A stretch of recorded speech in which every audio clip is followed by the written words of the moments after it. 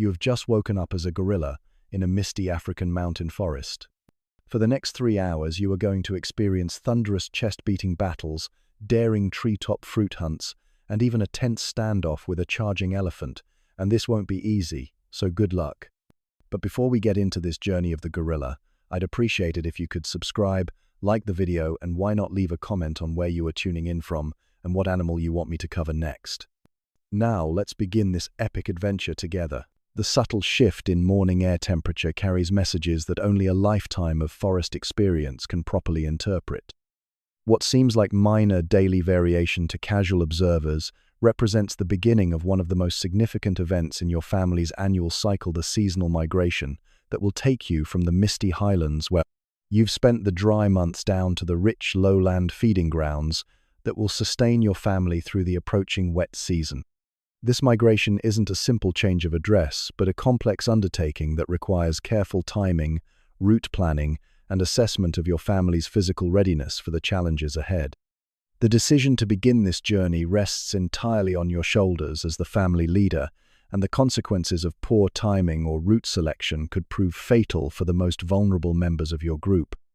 The temperature differential that triggers migration instincts is remarkably subtle, perhaps only 2 or 3 degrees of average change that signals the approaching shift from dry season to wet season weather patterns. But your body's internal calendar, refined through millions of years of evolutionary pressure, responds to these minimal cues with the reliability of atomic clock precision.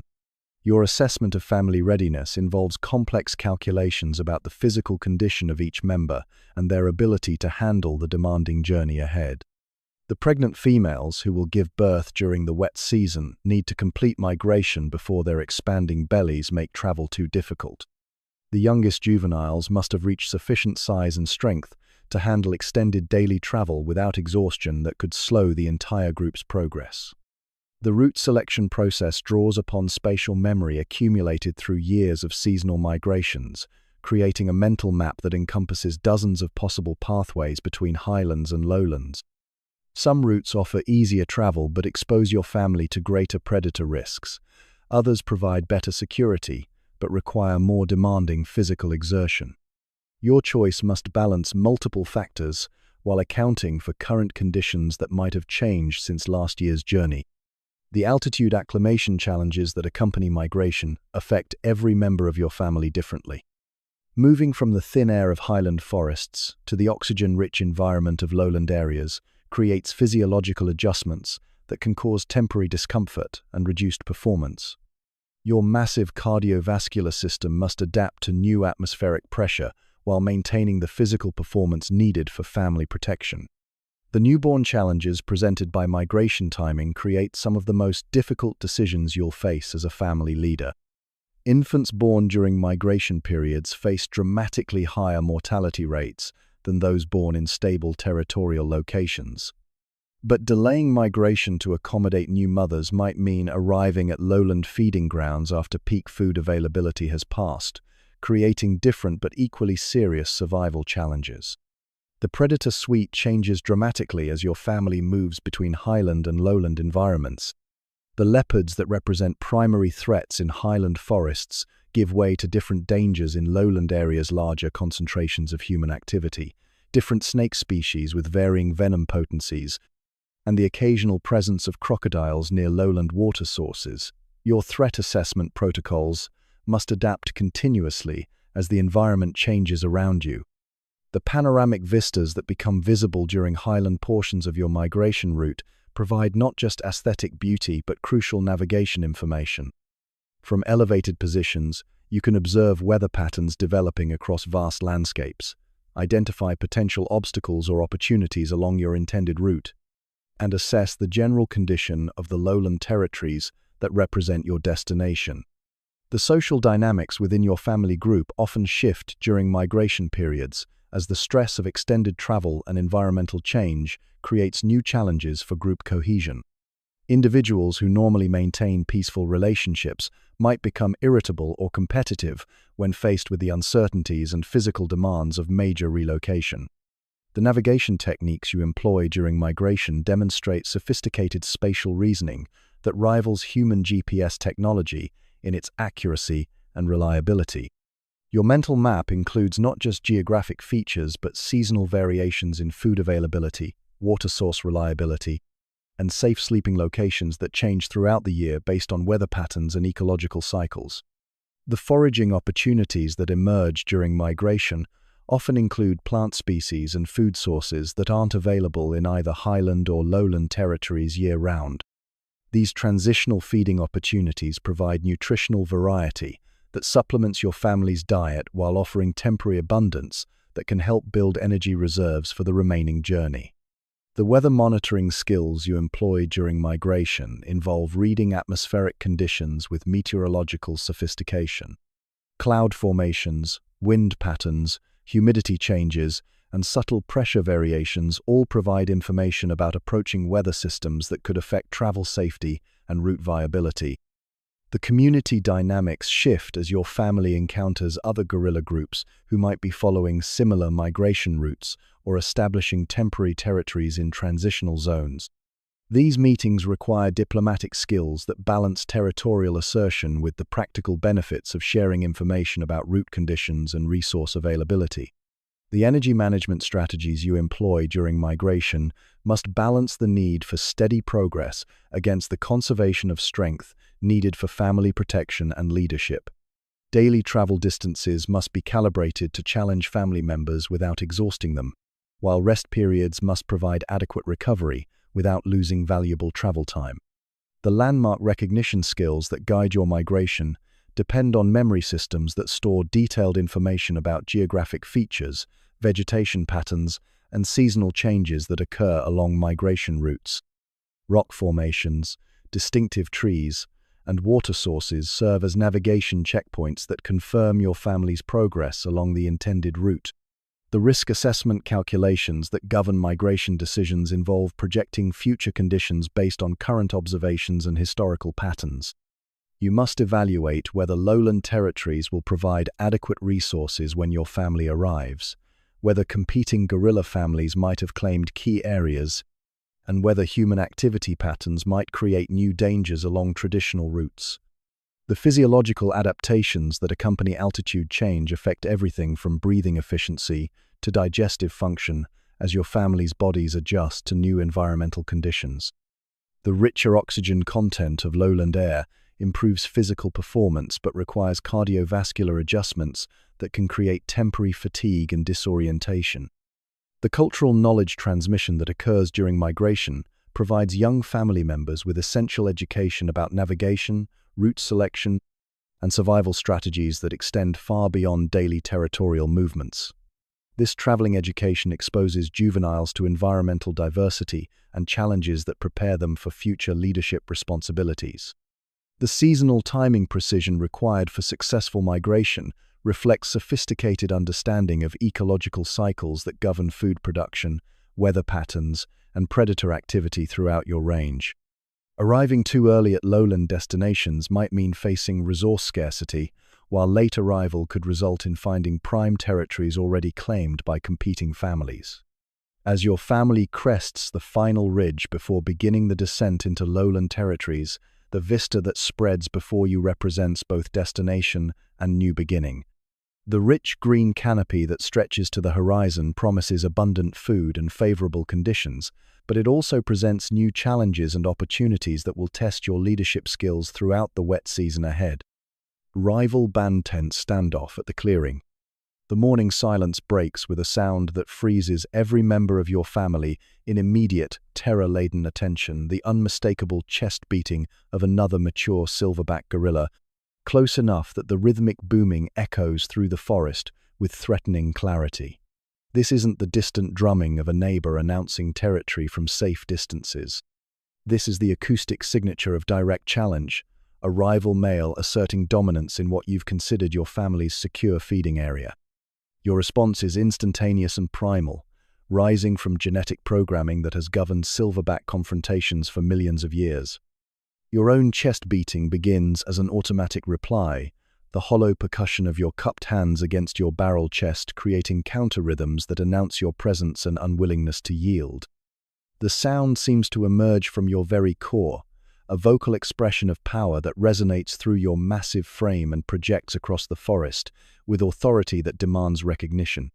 Through the green curtain of forest vegetation, you catch glimpses of movement that confirm your worst fears. Another family group has entered your territory, led by a silverback whose size and confidence suggest he's not planning a brief visit. The flash of silver fur through the trees, the coordinated movement of multiple individuals, and the continued acoustic challenges all point to a serious territorial incursion that must be addressed immediately and decisively.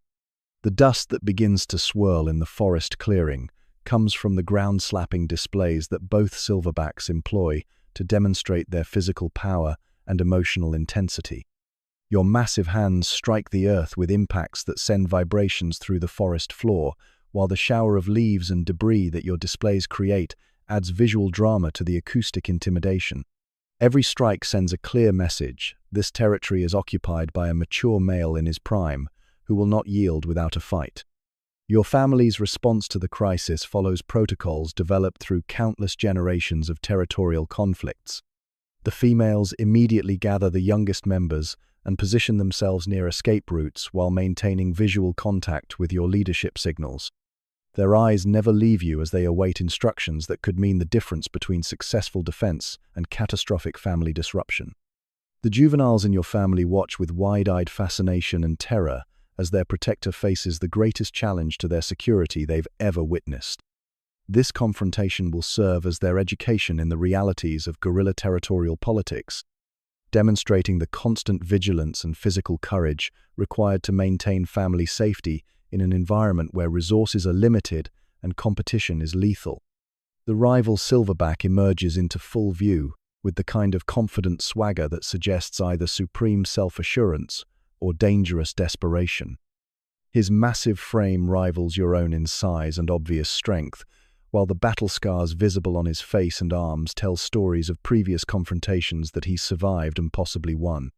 This isn't an inexperienced young male testing boundaries. This is a seasoned competitor who represents serious threat to your family's continued security. The escalation choreography that unfolds follows ancient patterns that seem designed to allow both combatants maximum opportunity to assess each other's capabilities before committing to potentially fatal violence. Each display builds upon the previous one in intensity and proximity, creating a ritualized dance of aggression that serves both as intimidation and intelligence gathering. Your advanced displays include the branch-breaking demonstrations that showcase your raw physical power while adding new dimensions to the acoustic intimidation. When you grasp a substantial tree limb and snap it like a twig, the sharp crack echoes through the forest, while the visible destruction provides unmistakable evidence of the damage you could inflict on any creature foolish enough to challenge you directly. The rival's response matches your escalation with his own demonstrations of strength and ferocity. His vocalizations shift from territorial announcements to what can only be described as roars of challenge, deep-throated sounds that seem to emerge from the earth itself. The psychological pressure of hearing another silverback's battle cry at close range creates stress responses that test your own emotional control and tactical judgment. The females from both family groups maintain careful distances while herding their offspring away from the potential battlefield. Their own vocalizations create a background chorus of anxiety and encouragement that adds emotional intensity to the confrontation while serving as constant reminder of what's at stake in this territorial dispute. The dust cloud that swirls around the clearing has grown thick enough to create visual confusion that adds new tactical dimensions to the confrontation. Both silverbacks must now rely more heavily on acoustic cues and peripheral vision, while maintaining the aggressive displays that could determine the outcome without actual physical combat. The critical decision point arrives when both silverbacks must choose between continued escalation toward actual violence or the search for face-saving alternatives that allow territorial resolution without the catastrophic injuries that guerrilla combat can produce. The energy expenditure of sustained aggressive display is enormous, and the physical risks of actual combat could prove fatal to both combatants. Your assessment of the rival's emotional state becomes crucial as you evaluate whether he's genuinely prepared to fight to the death for this territory, or whether his displays represent calculated bluffing designed to secure resource access without paying the ultimate price.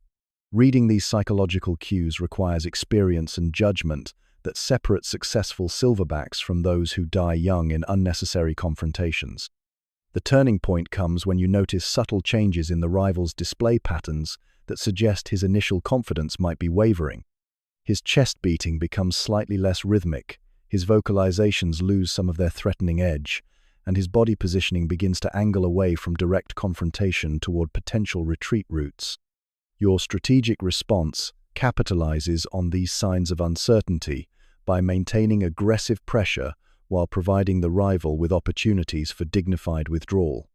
This delicate balance allows both silverbacks to preserve their reputations while avoiding the potentially catastrophic consequences of actual combat. The controlled retreat that eventually resolves the confrontation occurs gradually, with the rival family group withdrawing in stages that maintain their cohesion while acknowledging your superior claim to the disputed territory. The process takes nearly an hour from first contact to final resolution, demonstrating the complex negotiations that can occur between intelligent social animals when survival interests conflict. The lessons learned from successful territorial defense become part of the experiential knowledge that strengthens your confidence and improves your tactical abilities for future confrontations. Each successful challenge overcome adds to your reputation and reduces the likelihood that other rivals will test your resolve in future territorial disputes. As the rival family disappears into the forest depths and normal acoustic patterns gradually return to your territory, the relief that flows through your family group is almost palpable. The successful defense has preserved their access to critical resources, while demonstrating once again that their protector possesses the strength and wisdom necessary to keep them safe in a dangerous world. Loss, lament, mourning a fallen elder. The mourning brings with it a stillness that feels different from the usual forest quiet, a heavy silence that seems to press down on your family like a physical weight. Grandmother Casey, the ancient matriarch whose wisdom has guided your family through countless challenges over her nearly 4 decades of life, lies motionless in the nest she constructed yesterday evening with hands that seem to know, somehow, that this would be her final architectural project. Her passing came quietly during the pre-dawn hours, as peaceful as anyone could hope for, after a life that had seen the forest change dramatically around her. The illness that had been slowly sapping her strength for weeks finally claimed the body that had carried her through decades of migrations, territorial conflicts, and the successful raising of 7 offspring who now form the backbone of your extended family group. Your approach to her still form is careful and reverent, your massive frame moving with the kind of gentle attention usually reserved for newborn infants. The finality of death is something that gorillas understand with profound clarity, and the grief that begins to well up in your chest carries emotional weight that surprises you with its intensity. This female had been part of your family since before your own birth, a constant presence whose steady influence had shaped virtually every aspect of your development as a silverback. The soft hoots that begin to emerge from family members gathered around Casey's nest represent the beginning of a mourning ritual that demonstrates the emotional complexity of gorilla social relationships. These aren't random vocalizations but specific grief calls that serve to communicate loss while bringing the family together in shared sorrow. The sounds are heartbreaking in their obvious pain and confusion. Young gorillas who had never experienced death within their immediate family circle approach their grandmother's body with tentative curiosity mixed with instinctive understanding that something fundamental has changed. Their small hands reach out to touch her cooling fur with the gentle exploration that characterizes their investigation of anything new or puzzling in their environment. The vigil that develops around Casey's body reflects behaviors that scientists are only beginning to understand in wild gorilla populations.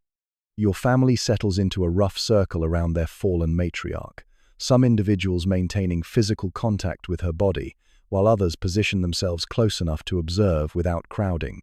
This gathering seems to serve important psychological functions in processing the reality of loss.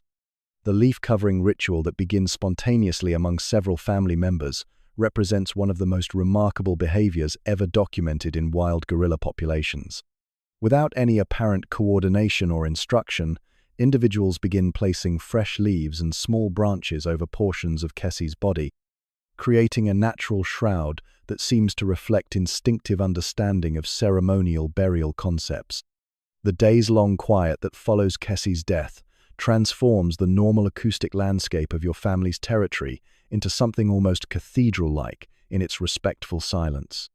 The usual chatter of daily communication, the playful sounds of juvenile interaction, and even routine feeding vocalizations are dramatically reduced, as if the entire family understands that normal noise levels would somehow be inappropriate during this period of mourning.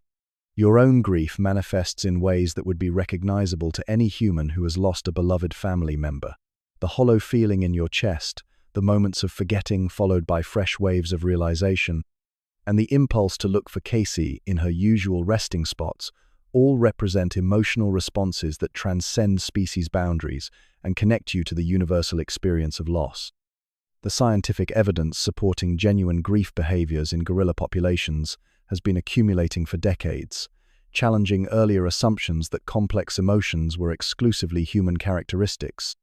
Documented behaviors include prolonged attention to deceased family members, decreased appetite and activity levels, and social withdrawal that can last for weeks following significant losses. The youngest family members seem to experience particular confusion about Cassie's sudden absence from daily activities. They repeatedly approach locations where she typically rested or fed, appearing to search for the familiar presence that had been a constant in their young lives. Their obvious distress adds another layer of poignancy to the family's collective mourning process. The practical challenges created by Cassie's death extend beyond emotional grief to encompass real changes in family dynamics and survival capabilities. Her knowledge of seasonal feeding locations, her skill at mediating conflicts between family members, and her ability to assess environmental threats represented irreplaceable resources that disappeared with her passing. The social restructuring that begins in the wake of Cassie's death involves subtle but significant changes in family hierarchies and relationships. Other mature females must step into leadership roles that she had filled, while younger family members lose the security and guidance that her presence had provided throughout their development. Your responsibility as the family's protector takes on new dimensions as you observe the psychological impact of loss on each family member and adjust your leadership approach to accommodate their individual grief responses. Some individuals need additional attention and comfort, while others require space to process their emotions privately. The memory preservation that characterizes gorilla responses to death includes returning repeatedly to locations associated with the deceased individual. Your family makes pilgrimages to Cassie's favorite feeding spots, resting areas, and travel routes, behaviors that seem to serve important functions in maintaining emotional connections to lost family members. The gradual healing process that eventually allows your family to resume normal activities occurs slowly and unevenly, with different individuals recovering at different rates depending on their relationship with Cassie and their personal coping abilities. The youngest members typically bounce back most quickly, while older individuals who had longer relationships with the deceased show more prolonged grief responses. The lessons about mortality that Cassie's death teaches younger family members become part of their emotional education about the realities of forest life. Understanding that death is natural and inevitable helps prepare them for future losses, while deepening their appreciation for the time they have with living family members. The legacy that Cassie leaves behind lives on in the behaviors, knowledge, and survival skills she transmitted to the family members who will continue her genetic and cultural contributions to future generations. Her influence on feeding techniques, conflict resolution strategies, and social relationships will continue to shape family dynamics long after her physical presence has become just memory. As your family gradually emerges from the intense mourning period and begins to re-engage with normal activities, the empty space left by Cassie's absence remains palpable, but becomes part of the new normal that defines life after loss. The successful navigation of grief represents another example of the emotional sophistication that makes gorilla families remarkably similar to human families in their capacity for love, loss, and healing.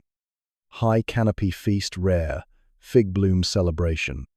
The sweet aroma that filters down through 30 meters of forest canopy carries news that transforms an ordinary morning into what can only be described as a holiday celebration. High above, in the sun-drenched crown of an ancient strangler fig, millions of ripe fruits hang like purple jewels against the green backdrop of leaves. This is the kind of rare windfall that occurs perhaps once or twice each year, when the complex ecological timing of fig trees produces abundance so spectacular that it draws frugivorous animals from kilometers around. Your assessment of the climbing challenge ahead requires careful evaluation of both the physical demands and the potential rewards. 30 meters represents serious elevation for a creature of your massive proportions, but the nutritional payoff from accessing fresh figs during peak ripeness could provide energy reserves that last for weeks. The decision to attempt this arboreal expedition isn't made lightly. Your 180 kilograms of muscle and bone weren't designed for extensive tree climbing. The biomechanics of gorilla arboreal movement represent one of evolution's most impressive adaptations to the challenge of moving large bodies through three-dimensional forest environments.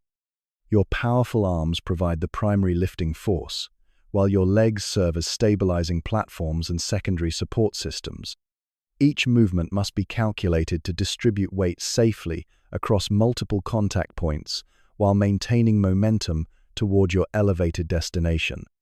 Your hands test each potential handhold with methodical care, reading the structural integrity of branches through touch and subtle pressure application.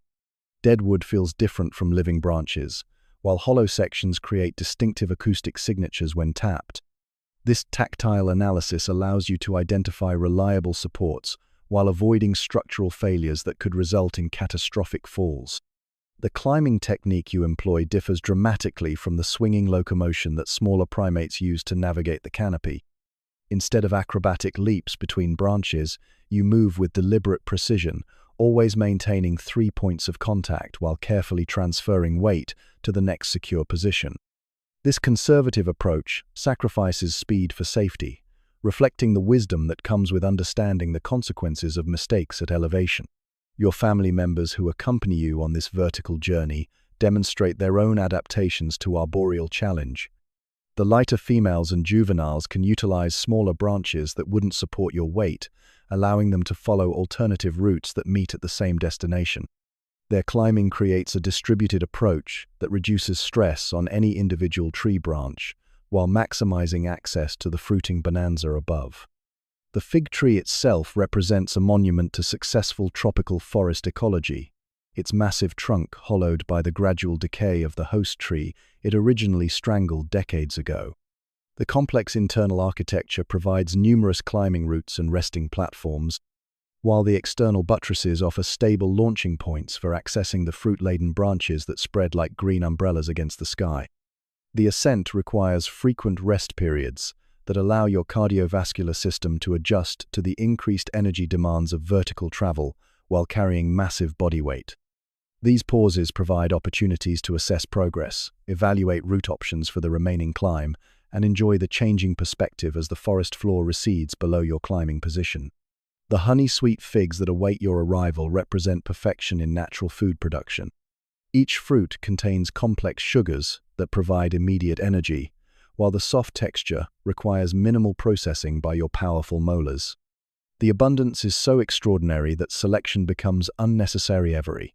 Fig within reach offers the same premium quality that makes this climbing effort worthwhile. The sun-dappled environment of the high canopy creates a completely different world from the shadowy forest floor, where your family normally spends its time. The increased light intensity, higher temperatures, and direct access to sky create microclimate conditions that feel almost alien compared to the cool, humid understory that comprises your usual habitat. The social dynamics of canopy feeding reflect the transformed environment and elevated energy levels that accompany successful fig discovery. Family members who might maintain respectful distances during ground-level foraging cluster closely together in the limited space available among fruit-laden branches. This proximity creates opportunities for playful interaction and social bonding that strengthen family relationships. The sticky fig juice that coats your hands and face during intensive feeding becomes a badge of successful foraging that will mark your family for hours after returning to ground level. This natural paint serves as advertisement to other forest inhabitants about your recent access to premium food sources, potentially influencing territorial dynamics and resource competition. The troop camaraderie that develops during canopy feasting represents some of the most relaxed and enjoyable social interaction your family experiences throughout the year. The combination of abundant food, elevated position, and successful completion of challenging climbing creates euphoria that enhances social bonding and mutual affection among family members. The energy calculations that make high canopy foraging worthwhile become apparent as your body processes the massive caloric input from premium fruit consumption. The sugars provide immediate fuel for muscles and brain function, while the overall nutritional density allows dramatic improvement in body condition that will support future survival challenges. The panoramic views available from canopy elevation provide intelligence-gathering opportunities that ground-level existence never offers. From 30 meters above the forest floor, you can observe weather patterns developing across vast landscapes, identify the locations of other fruiting trees that might provide future foraging opportunities, and assess territorial boundaries with geographic perspective that enhances navigation and strategic planning. The descent that eventually becomes necessary requires even more careful attention than the initial climb, as gravity creates additional challenges for safe navigation. The satisfaction of successful high canopy foraging must be balanced against the continued need for cautious movement until your family safely returns to the familiar security of ground-level existence. The memory of successful fig feasting becomes part of the seasonal knowledge that guides future foraging decisions and territorial movements. The timing, location, and quality of this fruiting event provide data points that inform predictions about when and where similar opportunities might arise in future years. As your family finally reaches the forest floor with bellies full of premium fruit and hands still sticky with fig juice, the successful completion of this challenging foraging expedition represents another triumph in the constant quest for optimal nutrition. The rare combination of abundance, accessibility, and perfect timing has provided an experience that will be remembered and discussed throughout the family for weeks to come. Passing knowledge. Young Silverback's first challenge. The morning's peaceful foraging routine is shattered by the raucous approach of a group of boisterous adolescent males whose testosterone-fueled confidence far exceeds their actual fighting ability. These young guerrillas, recently expelled from their natal families and forming temporary bachelor groups while seeking territories of their own, represent exactly the kind of challenge that tests leadership skills and family loyalty under real-world conditions. Your apprentice, a young silverback named Django, who has been shadowing your leadership for months while learning the complex skills required for family protection, steps forward with the mixture of eagerness and anxiety that characterizes inexperienced leaders facing their first serious test. His silver back markings are still developing, and his chest beating lacks the thunderous authority that comes with full maturity, but his commitment to family defense is absolute. The evaluation you conduct of both the threat level and Django's readiness involves complex calculations about adolescent male behavior patterns, the specific individuals involved in this challenge, and your apprentice's current capabilities. These young challengers are dangerous not because of superior strength, but because of their unpredictability and willingness to take risks that more experienced males would avoid. Your positioning during this confrontation demonstrates the delicate balance between providing necessary backup support and allowing Django sufficient autonomy to develop his own leadership confidence. Too much intervention undermines his authority and learning opportunities, while insufficient support could result in serious injury or family disruption if the situation escalates beyond his capabilities. The subtle grunts and body language cues you use to guide Django's responses represent sophisticated mentorship that operates almost below the threshold of conscious communication. A slight shift in your posture suggests tactical adjustments, while soft vocalizations provide encouragement or warnings that help him navigate the complex choreography of guerrilla confrontation protocols. Django's initial response follows the classical escalation patterns you've demonstrated countless times during his observation period. His chest beating begins tentatively but gains confidence as he settles into the familiar rhythm, while his vocalizations shift from nervous uncertainty to growing authority. The transformation is remarkable to observe as natural leadership instincts override anxiety and self-doubt. The adolescent challengers respond to Django's displays with the kind of theatrical posturing that characterizes young males testing boundaries throughout the animal kingdom. Their own chest beating is energetic but lacks coordinated timing, while their vocalizations include more bluffing than genuine threat. This allows experienced observers to assess their actual commitment level versus superficial bravado. Your assessment of Django's tactical decisions reveals both promising leadership potential and areas requiring additional development. His route selection during movement displays demonstrates good spatial awareness, while his timing of escalation shows improving judgment about when to increase pressure and when to allow opponents opportunities for face-saving retreat. The family's response to this leadership transition reflects their growing confidence in Django's abilities, combined with continued reliance on your ultimate authority for serious decisions. Family members position themselves to support his leadership while maintaining visual contact with you for final guidance if circumstances exceed his current capabilities. The learning curve that young silverbacks must navigate includes not just physical confrontation skills, but also the psychological management of leadership stress and responsibility. The pressure of protecting family members while making split-second decisions under challenging conditions requires emotional maturity that develops only through practical experience. The succession planning that this apprenticeship represents addresses crucial long-term survival issues for your family group. Django's successful development as a capable leader ensures continuity of protection and guidance, even if age, injury, or death eventually removes you from active leadership. This knowledge transfer represents invaluable insurance for family security. The genetic diversity considerations that influence your mentorship of potential successors reflect sophisticated understanding of population dynamics and reproductive success. Django's eventual establishment of his own family group will help maintain genetic health within the broader gorilla community while reducing inbreeding risks that could compromise future generations. The tactical retreat that eventually resolves this confrontation occurs gradually as the adolescent challengers recognize that they're facing more organized and determined opposition than they initially anticipated. Django's growing confidence, combined with your steady backup presence, creates a formidable defensive combination that discourages further escalation. The debriefing that follows successful challenge resolution provides crucial learning opportunities for Django to process his performance and identify areas for improvement. Your gentle guidance helps him understand which decisions were optimal and which tactical adjustments might improve future outcomes. The pride that becomes evident in Django's bearing after successfully handling his first serious leadership challenge represents a significant milestone in his development toward full silverback maturity. The confidence gained through practical success creates positive feedback loops that accelerate his continued growth as a leader and protector. The family stability that results from successful leadership development reduces anxiety and stress levels throughout the group while improving overall survival prospects.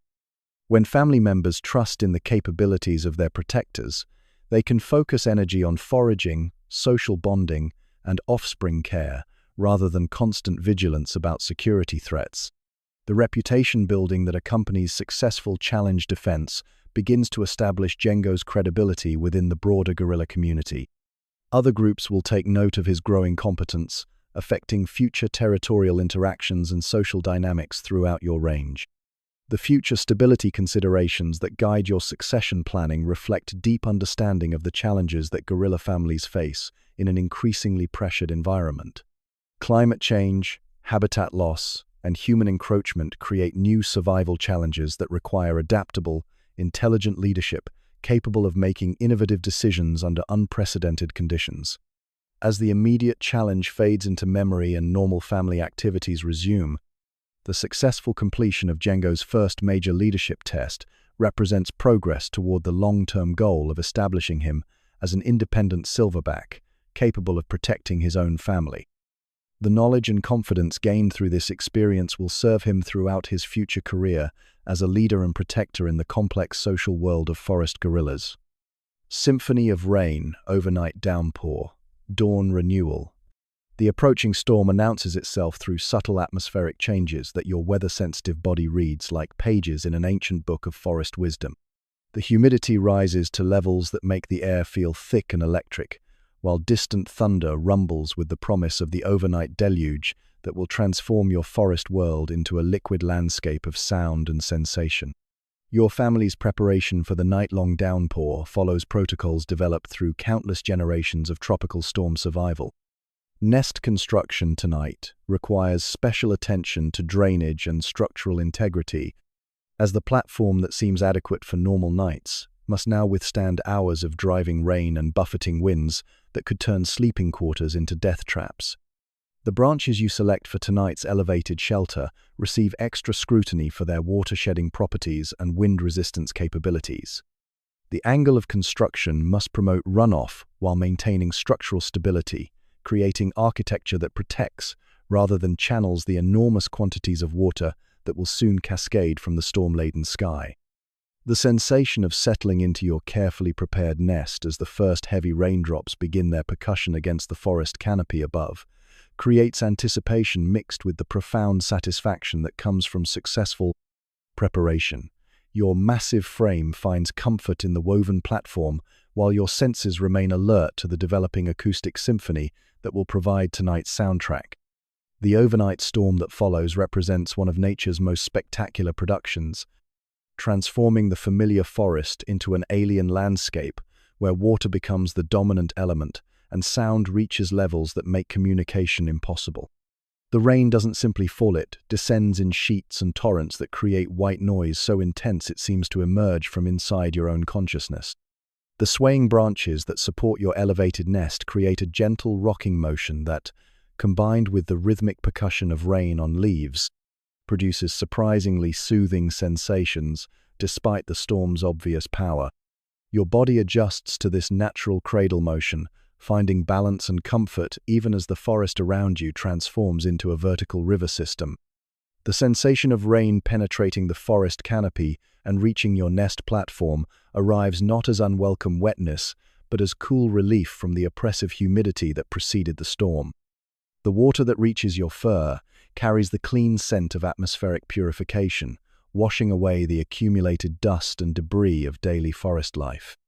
Your family members in nearby nests experience their own versions of this overnight natural spa treatment, with each individual finding personal ways to manage the water input while maintaining the core body temperature necessary for survival. The younger family members often seem to enjoy the storm more than adults, treating the overnight downpour as adventure rather than endurance test. The acoustic environment created by tropical storms encompasses a frequency spectrum that ranges from the ultrasonic percussion of individual raindrops to the subsonic rumbling of thunder that seems to emerge from the earth itself. This natural sound bath creates neurological responses that promote relaxation and deep sleep despite the obvious drama occurring in the environment around you. The lightning displays that accompany the most intense portions of the overnight storm provide brief illumination that transforms the rain-soaked forest into something magical and otherworldly.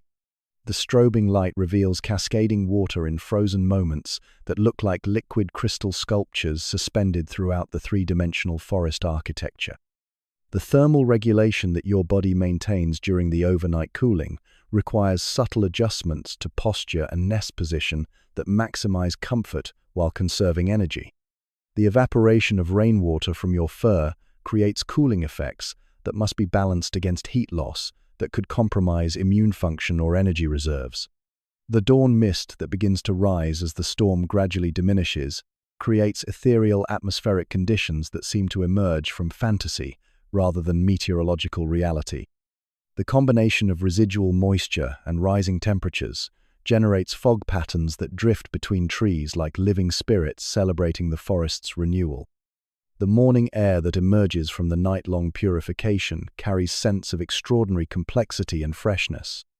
Every plant, every soil particle, every surface has been washed clean and recharged with moisture, creating olfactory richness that makes normal forest air seem stale by comparison. This is the smell of life itself, renewed and refreshed through nature's most fundamental process. The moss and lichens that cover virtually every surface in the forest respond to the overnight moisture input with visible transformation. Colors become more vibrant, textures appear more lush, and the general appearance of forest surfaces shifts from merely green to emerald brilliance that seems to glow with internal light. The water collection opportunities that follow major storms provide your family with access to the purest drinking water available in the forest environment. Pools formed in tree hollows, streams created by runoff patterns, and the countless droplets that bead on leaf surfaces offer hydration that tastes of sky and clouds rather than earth and vegetation. The symbolic cleansing that accompanies major storm systems seems to reset more than just physical conditions in the forest environment.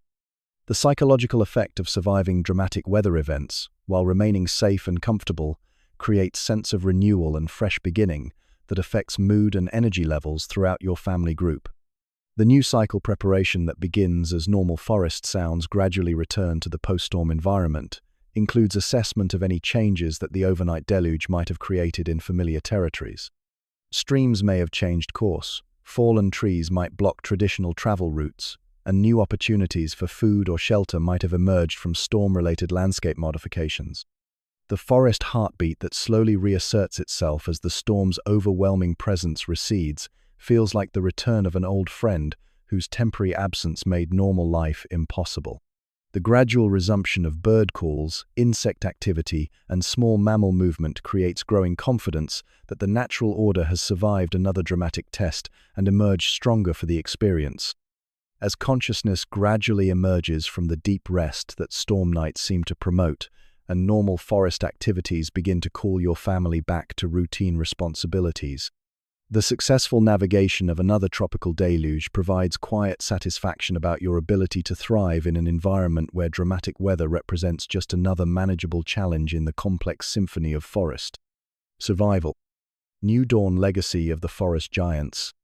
The soft light of another forest dawn finds you settled in contemplation at the edge of a small clearing where the canopy opens just enough to allow direct sunlight to reach the forest floor.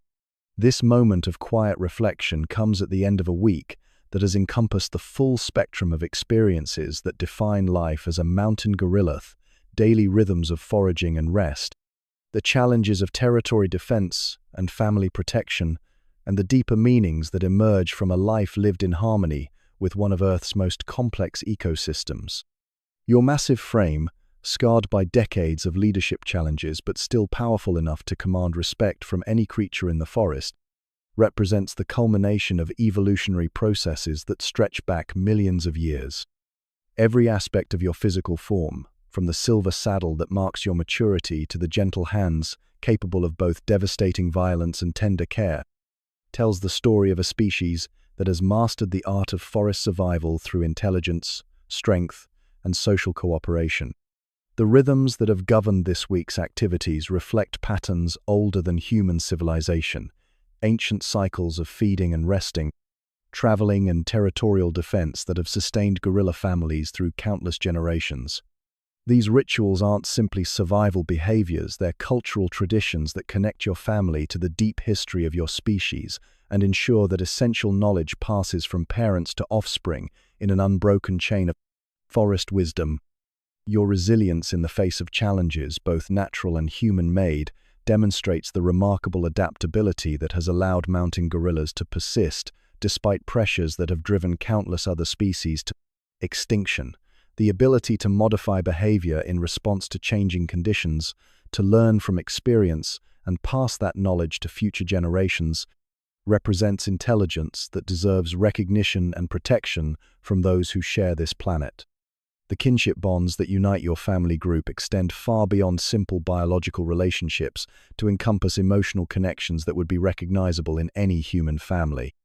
The love you feel for your offspring, the grief that accompanies loss, the joy of successful challenges overcome together, these emotions connect you to universal experiences that transcend species boundaries and demonstrate the fundamental similarities between human and gorilla hearts. The quiet majesty that characterizes your daily existence reflects dignity that doesn't require recognition or applause to maintain its essential nobility. Your commitment to family protection, your patient guidance of younger generations, and your respectful coexistence with other forest inhabitants demonstrate values that human societies often struggle to achieve despite their technological advantages and complex social systems.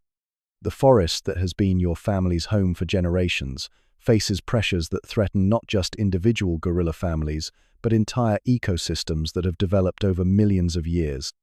Climate change, habitat destruction, and human encroachment create challenges that require responses beyond the capabilities of any single species, no matter how intelligent or adaptable they might be.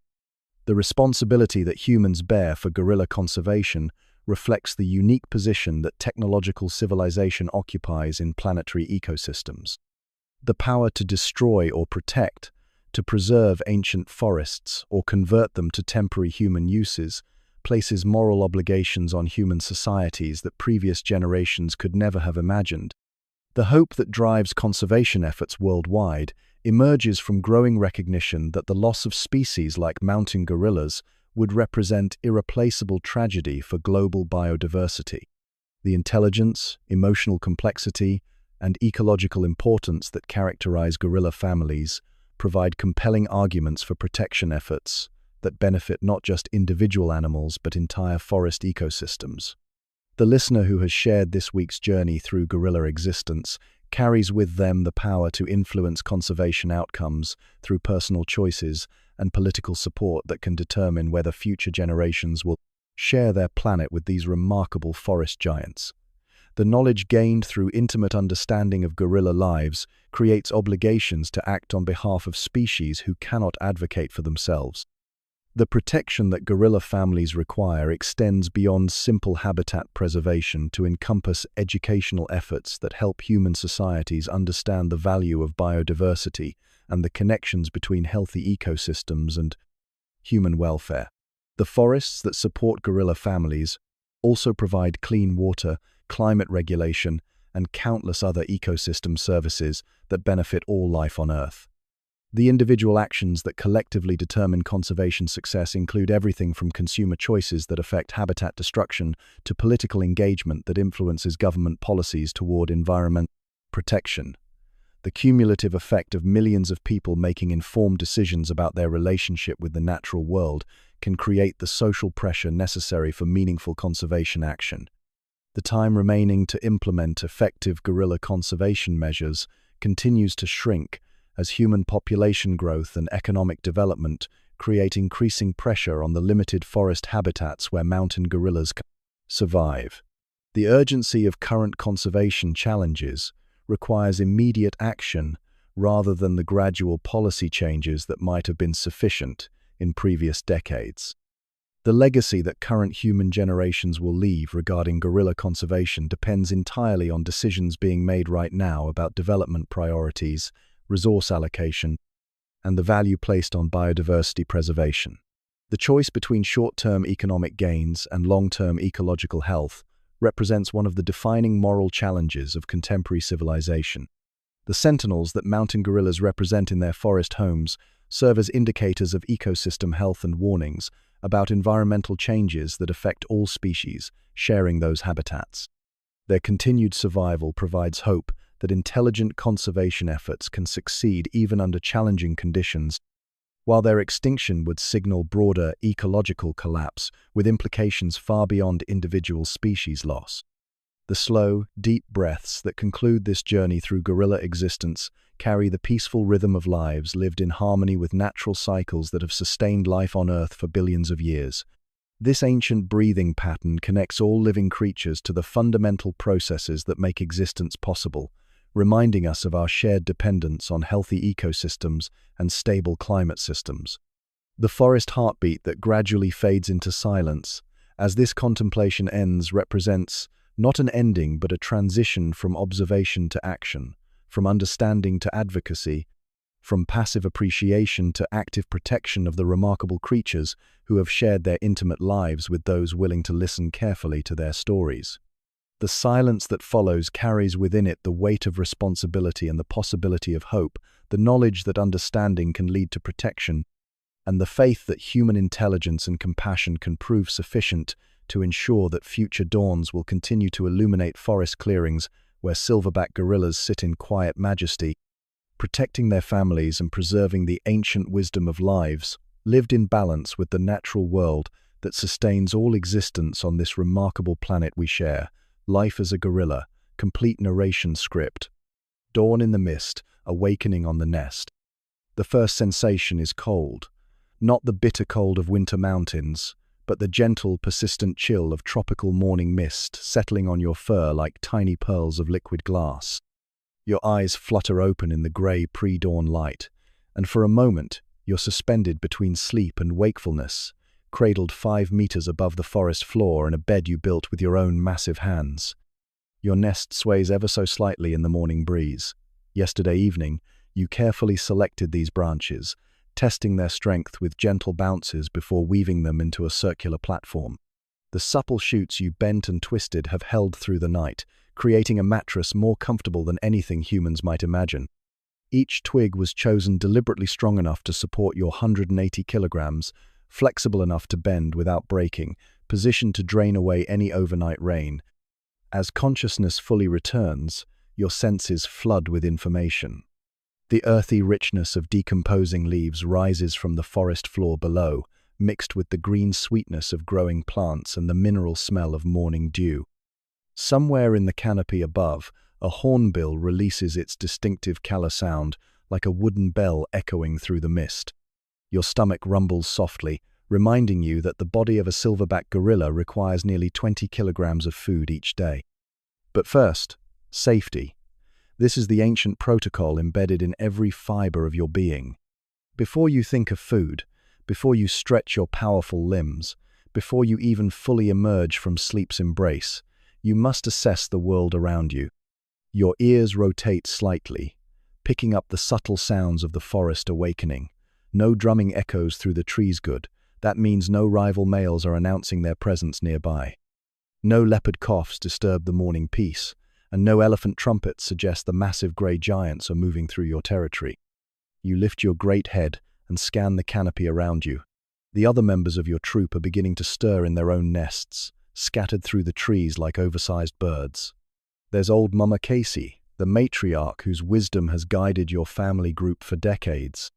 She's already awake, her intelligent eyes surveying the forest with the same cautious assessment you're performing.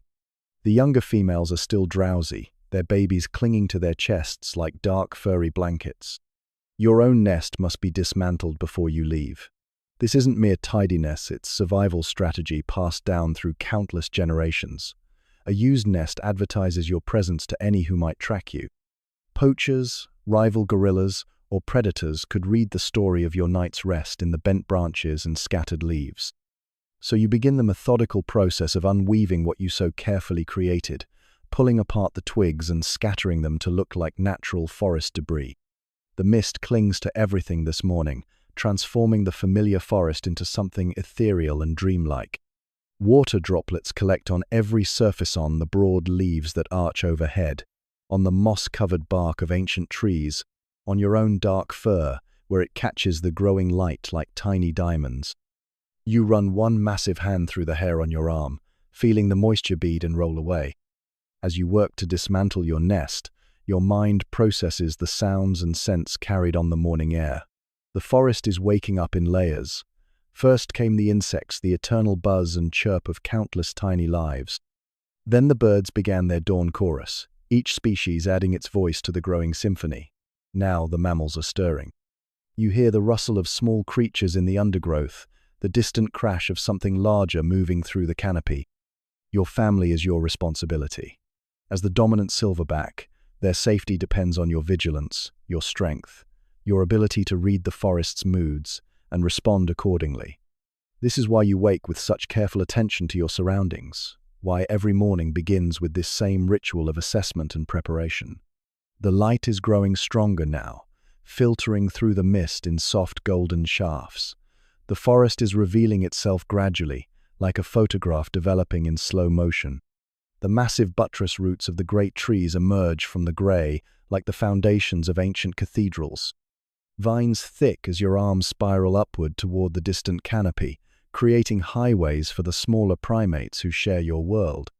You complete the dismantling of your nest and stretch, feeling the pleasant burn of muscles awakening after a night's rest. Your arms span nearly 3 meters when fully extended, and the simple act of stretching sends a message through the force: there is strength. Here is presence. Here is a protector awakening to guard his family. The last wisps of mist are beginning to lift, burned away by the growing warmth of the sun. Soon it will be time to descend, to begin the day's endless search for food, to guide your family through another day in the forest that has been home to your kind for millions of years. But for now, in these last moments of dawn quiet, you simply exist, a magnificent creature perfectly adapted to this green world, carrying within your powerful frame the accumulated wisdom of countless generations who faced each new day with the same careful balance of caution and curiosity. Morning feast. Foraging for succulent shoots.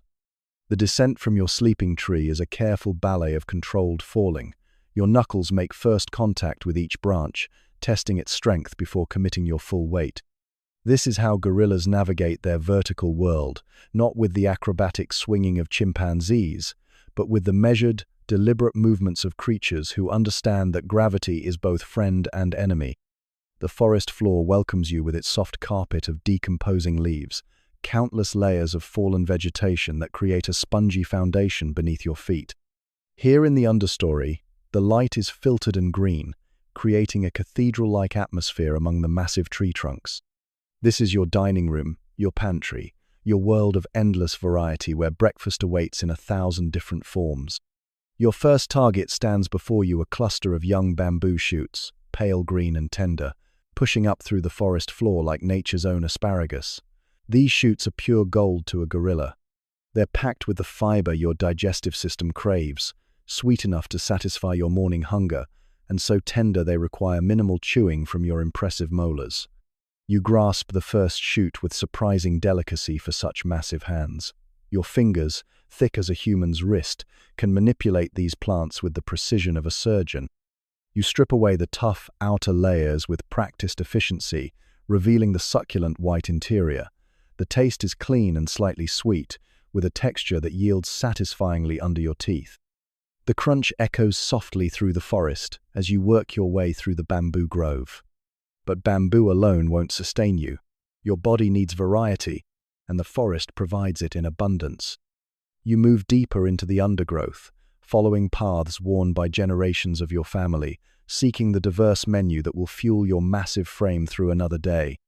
Theria patch of wild thistles, their leaves broad and green despite the spiky stems that would deter most other creatures. Your leathery palms and thick skin make short work of the thorns as you grasp the stems and strip away the celery-scented leaves. These plants offer different nutrients than the bamboo, a complexity of vitamins and minerals that your body instinctively craves. The slight bitterness of the thistle leaves creates a pleasant contrast to the bamboo's sweetness. Your nose leads you to another treasure, wild ginger, its thick rhizomes hidden beneath the soil like buried treasure. You dig carefully with your powerful fingers, feeling through the earth until you locate the knobby roots. When you crack one open, the sharp, spicy scent fills your nostrils and makes your mouth water.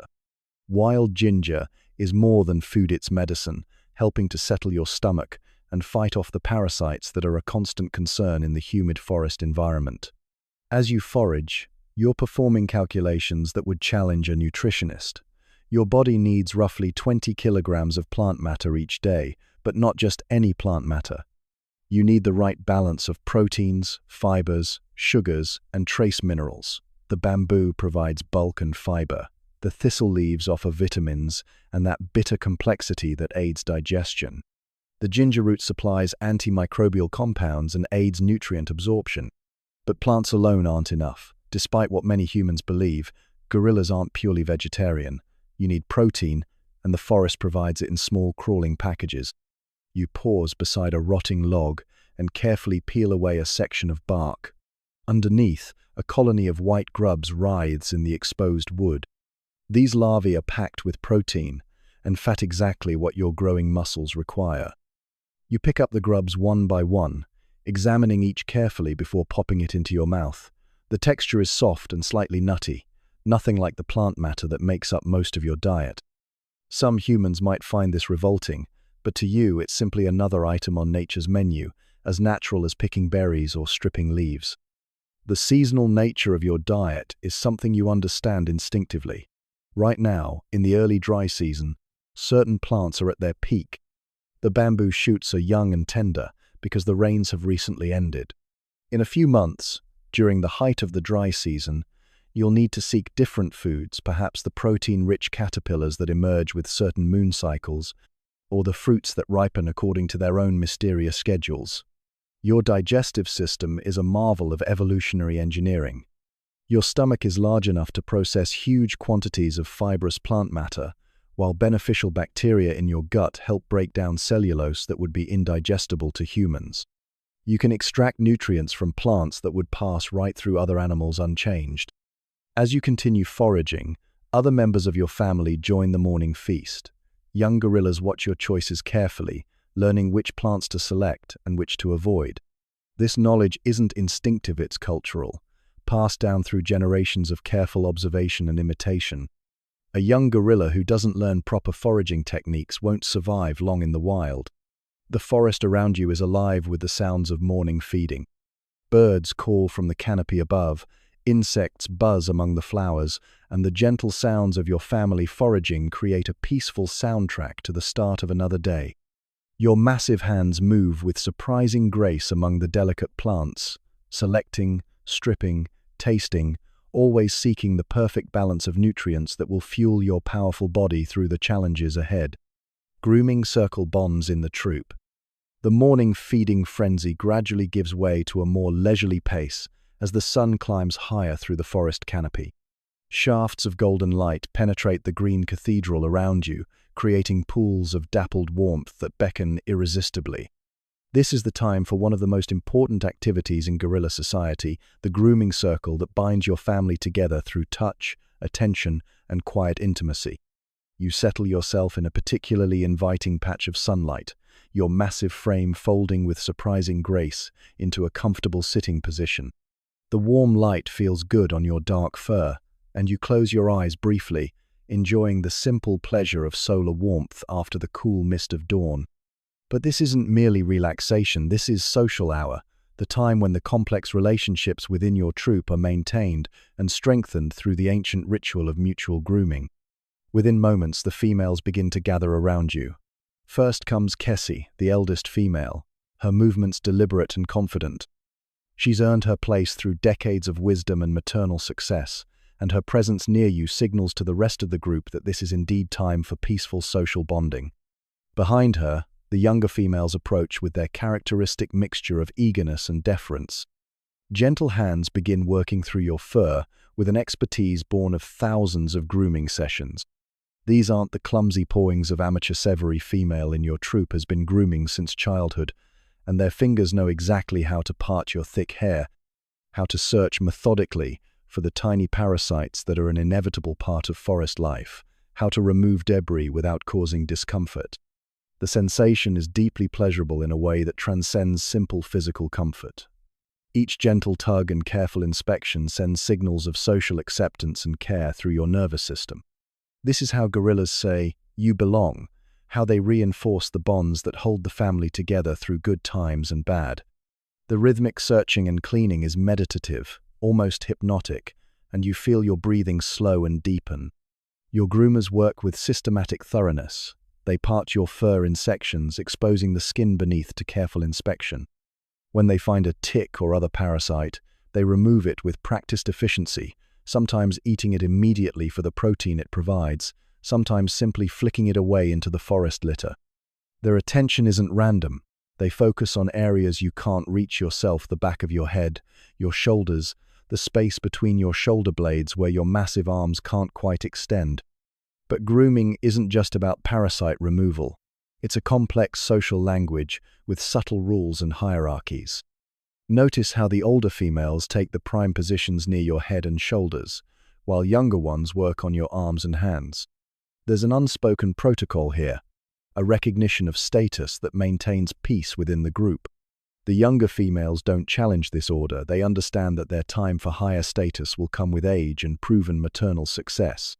The sounds of grooming are soft and intimate, the gentle rustle of fur being parted, the quiet lip-smacking sounds that signal contentment, the soft grunts and murmurs that create a soundtrack of social harmony. These vocalizations aren't random. They're part of an emotional conversation that reinforces the bonds being strengthened by physical touch. Occasionally, the peaceful atmosphere is interrupted by a brief challenge to etiquette. A younger female might push too aggressively for a better position, or forget to yield space when an elder approaches. When this happens, your response is swift but measured. A sharp look, a brief display of your impressive canine teeth, or a rumbling grunt is usually enough to restore order. These moments teach important lessons about social structure and respect without causing lasting harm to relationships. The grooming session isn't one-sided. While you're receiving attention, you're also giving it, though your role as the silverback means you mostly receive rather than give. When you do groom others, it's typically the highest-ranking females or their offspring, and your attention is a valuable commodity that reinforces their status within the group. Watch how the juveniles hover at the edges of this social gathering, learning through observation. They see which behaviors are rewarded and which are discouraged. They note the subtle signals that maintain harmonized, gentle movements, the patient waiting for turns, the respectful approach to higher-ranking individuals. This is their education in the complex social skills they'll need throughout their lives. The physical benefits of grooming are obvious: cleaner fur, fewer parasites, better overall health, but the psychological benefits are equally important. The oxytocin released during this gentle social contact reduces stress hormones, strengthens emotional bonds, and creates a sense of belonging that's crucial for mental health. Scientific studies have shown that primates who receive regular grooming have lower blood pressure, stronger immune systems, and longer lifespans than those who are socially isolated. As the grooming session continues, you become aware of the subtle power dynamics playing out around you. The female who gains the privilege of grooming your head is signaling her high status to the rest of the group. The one who waits patiently for her turn is demonstrating the social skills that will serve her well in future interactions. The young mother who brings her infant close to the grooming circle is introducing her baby to the social customs that will govern its entire life. The warm sunlight, the gentle hands working through your fur, the soft sounds of contentment from your family, all of these combine to create a sense of peace and security that's essential for your role as protector. A stressed, isolated silverback can't make the clear decisions that keep his family safe. But a silverback who is regularly groomed, who feels the strong social bonds of his troop, who experiences this daily reinforcement of belonging and acceptance, he can face any challenge the forest might present. Playful youngsters teaching through tumbles. The afternoon sun filters through the canopy in dancing beams as the youngest members of your troop begin their daily education in the art of being gorilla. Their energy is infectious, bubbling over in ways that would exhaust adults but seem to fuel them endlessly. These toddlers and juveniles, with their bright, curious eyes and boundless enthusiasm, represent the future of your family, and your role in their development is both teacher and referee in the complex game of growing up wild. 3 young gorillas are currently engaged in what looks like pure chaos, but is actually sophisticated learning disguised as play. They tumble and wrestle with the kind of abandon that only children can manage, their smaller bodies bouncing off each other and rolling across the forest floor in a tangle of dark fur and limbs.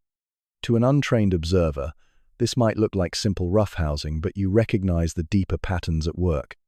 The youngest, barely 2 years old, practices the essential skill of balance by walking along a fallen log with arms outstretched.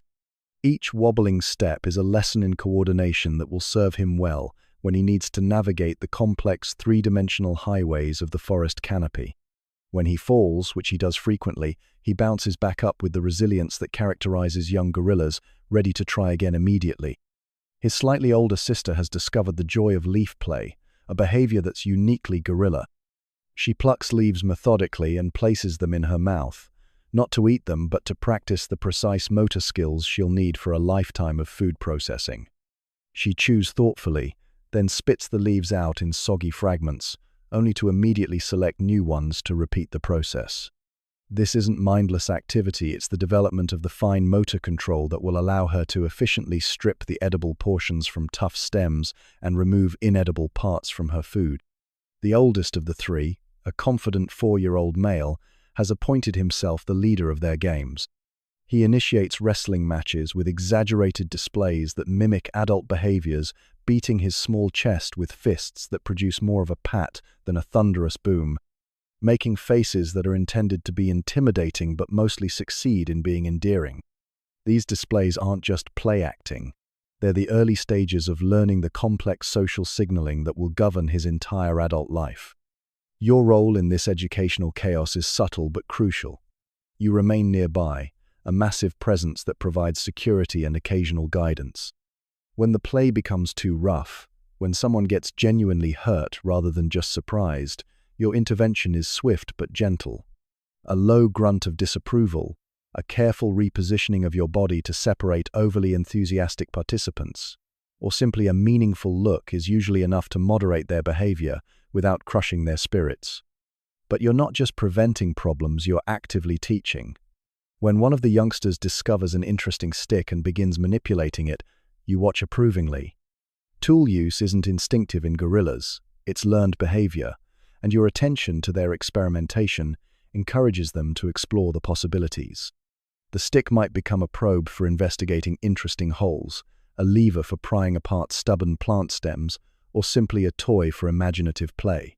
Each use develops cognitive skills and manual dexterity. The energy expenditure of this constant play is enormous.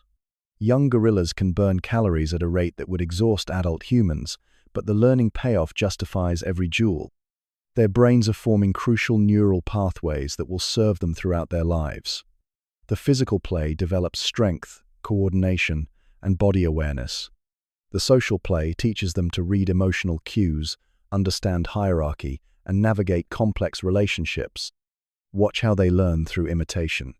When you pause to examine an interesting plant, all three youngsters immediately crowd around to see what's caught your attention.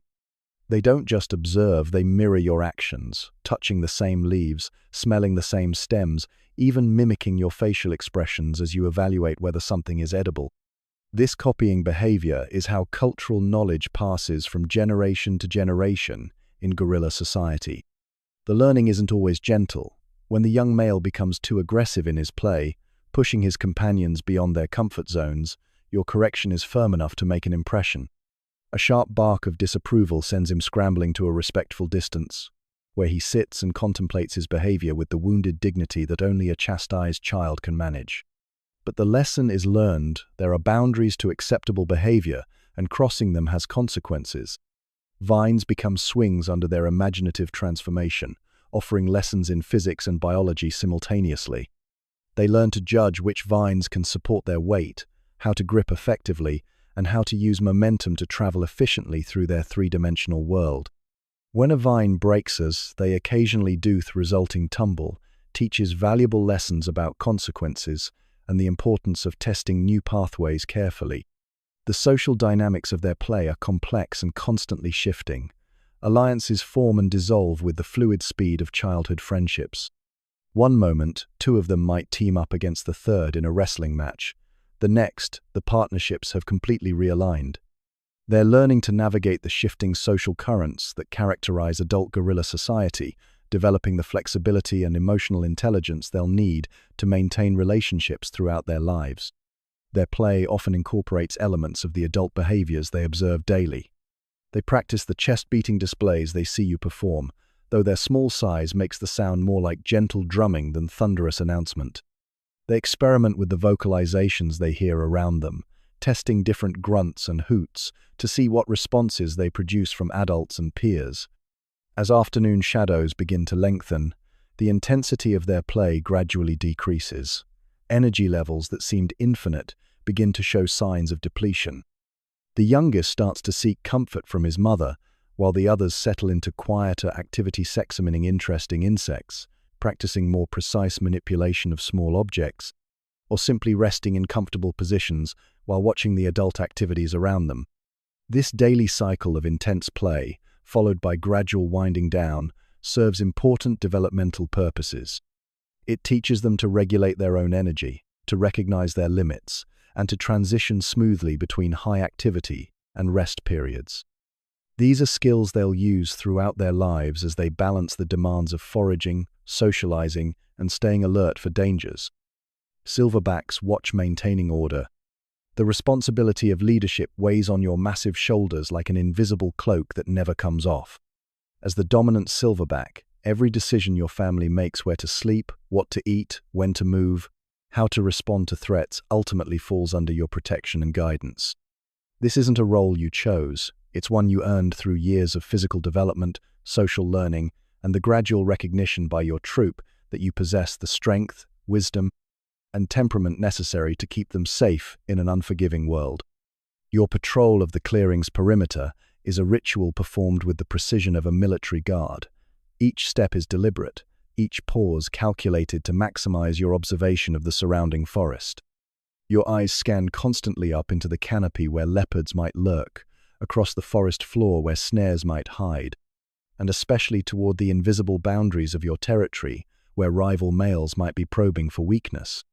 The acoustics of your chest beat display are a marvel of natural engineering that scientists are still working to fully understand. When you rear up on your hind legs and begin the rhythmic pounding of your cupped hands against your chest, you're not simply making noise, you're broadcasting a complex message that carries for kilometers through the dense forest. The hollow boom produced by your barrel chest serves as both identification and intimidation, announcing to any who might be listening that this territory is occupied by a mature, powerful male in his prime. The sound waves of your display travel through the forest in patterns that would fascinate an acoustics engineer. The low-frequency components carry the farthest, penetrating through vegetation that would muffle higher-pitched sounds. Other gorillas can distinguish individual voices in these displays, recognizing family members, and identifying strangers with the same precision humans use to recognize voices on the telephone. Your particular rhythm and tone are as unique as a fingerprint, developed over years of practice and refined through countless interactions. But chest beating is just one tool in your communication arsenal.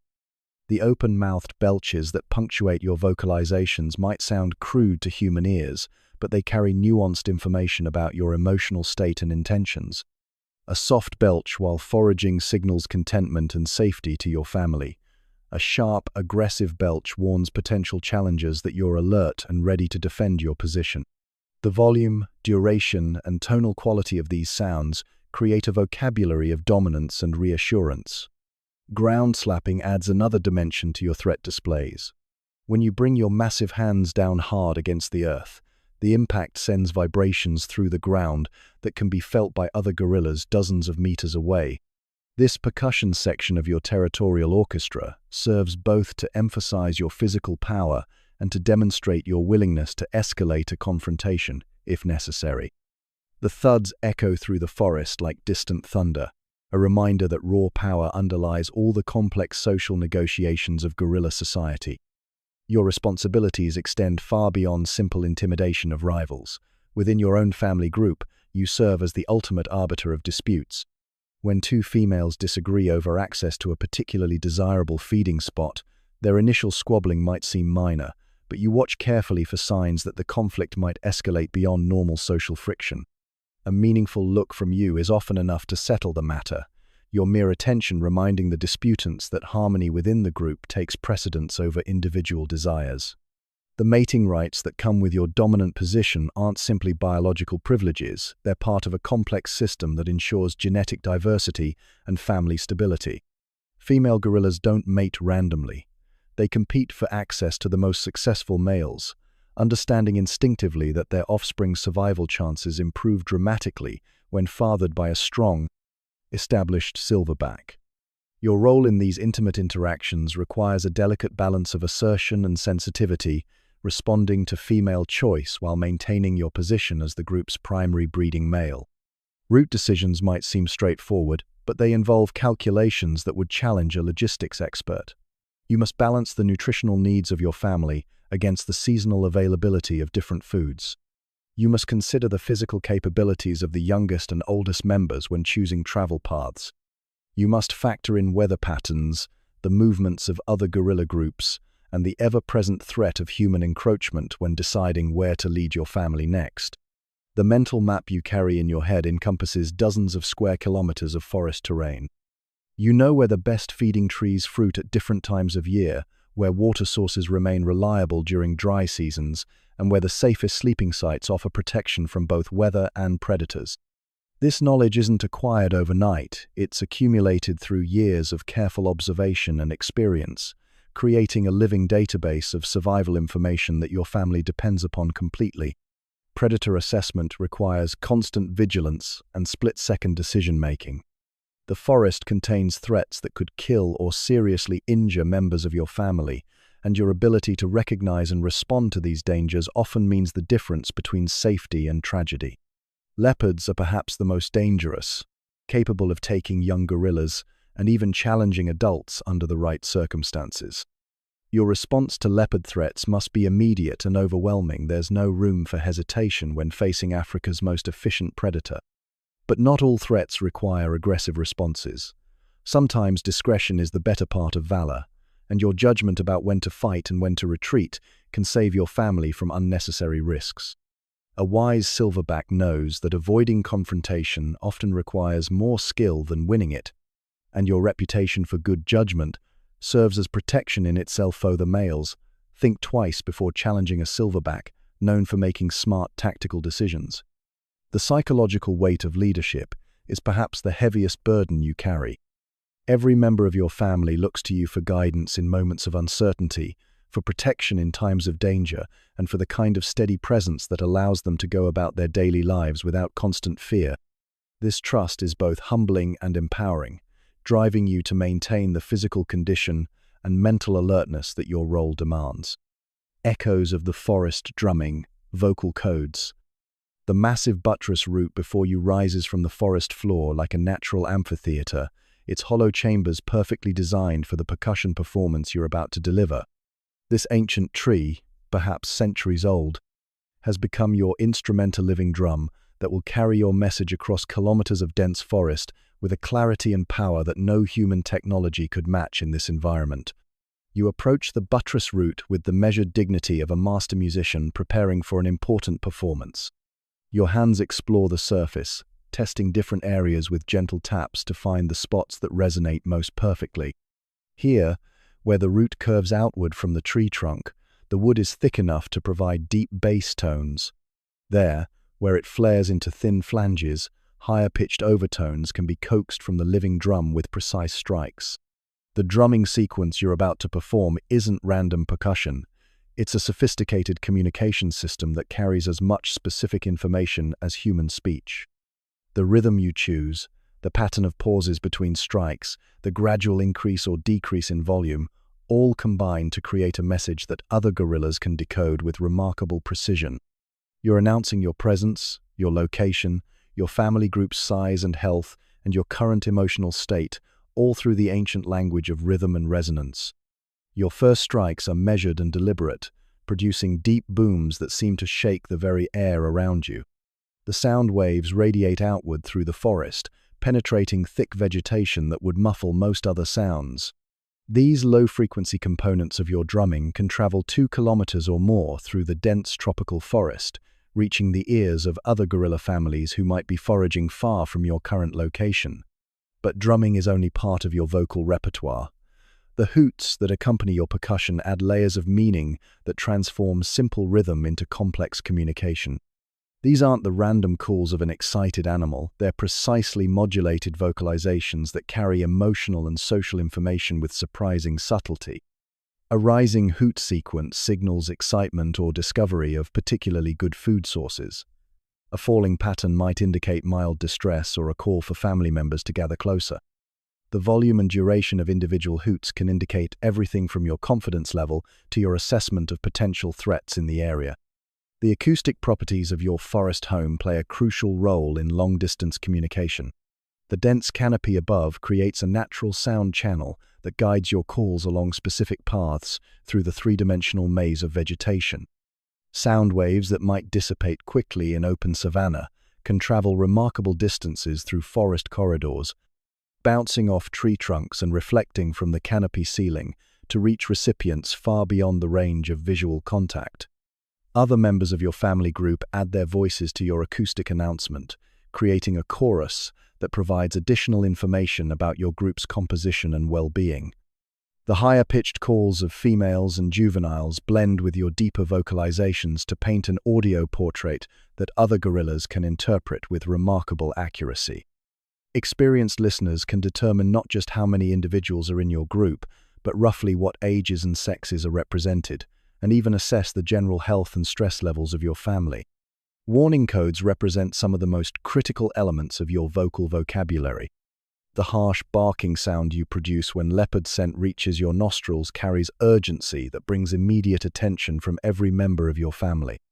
This isn't a sound any gorilla ignores. It triggers immediate defensive responses that have been honed by millions of years of evolution. The specific pattern of these alarm calls can even indicate the type and proximity of the threat, allowing your family to respond appropriately whether they need to climb higher, group together defensively, or prepare for rapid retreat. Location pins are perhaps the most sophisticated aspect of your vocal communication system. When family members become separated during foraging, the calls you exchange aren't just general "here I am" signals. They're precise acoustic coordinates that allow scattered individuals to navigate back to the group through dense vegetation where visual contact is impossible. The direction from which calls arrive, combined with subtle acoustic cues that indicate distance, create an audio GPS system that rivals human technology in its precision and reliability. The cultural aspects of your drumming traditions connect you to gorilla communities across time and space. Just as human musical traditions vary between cultures, different gorilla populations have developed slightly different drumming styles and rhythmic preferences. Young gorillas learn these patterns through careful observation and practice, gradually developing their own personal variations, while maintaining the core elements that allow clear communication with family and neighbors.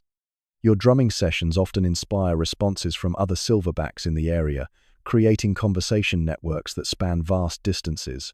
When you complete your rhythmic announcement, you pause to listen for replies. Within minutes, the forest may echo with answering drums from multiple directions as other family groups acknowledge your message and add their own information to the acoustic landscape. These long-distance conversations help maintain the social fabric of the broader gorilla community, allowing separate groups to coordinate their movements and avoid conflicts over resources.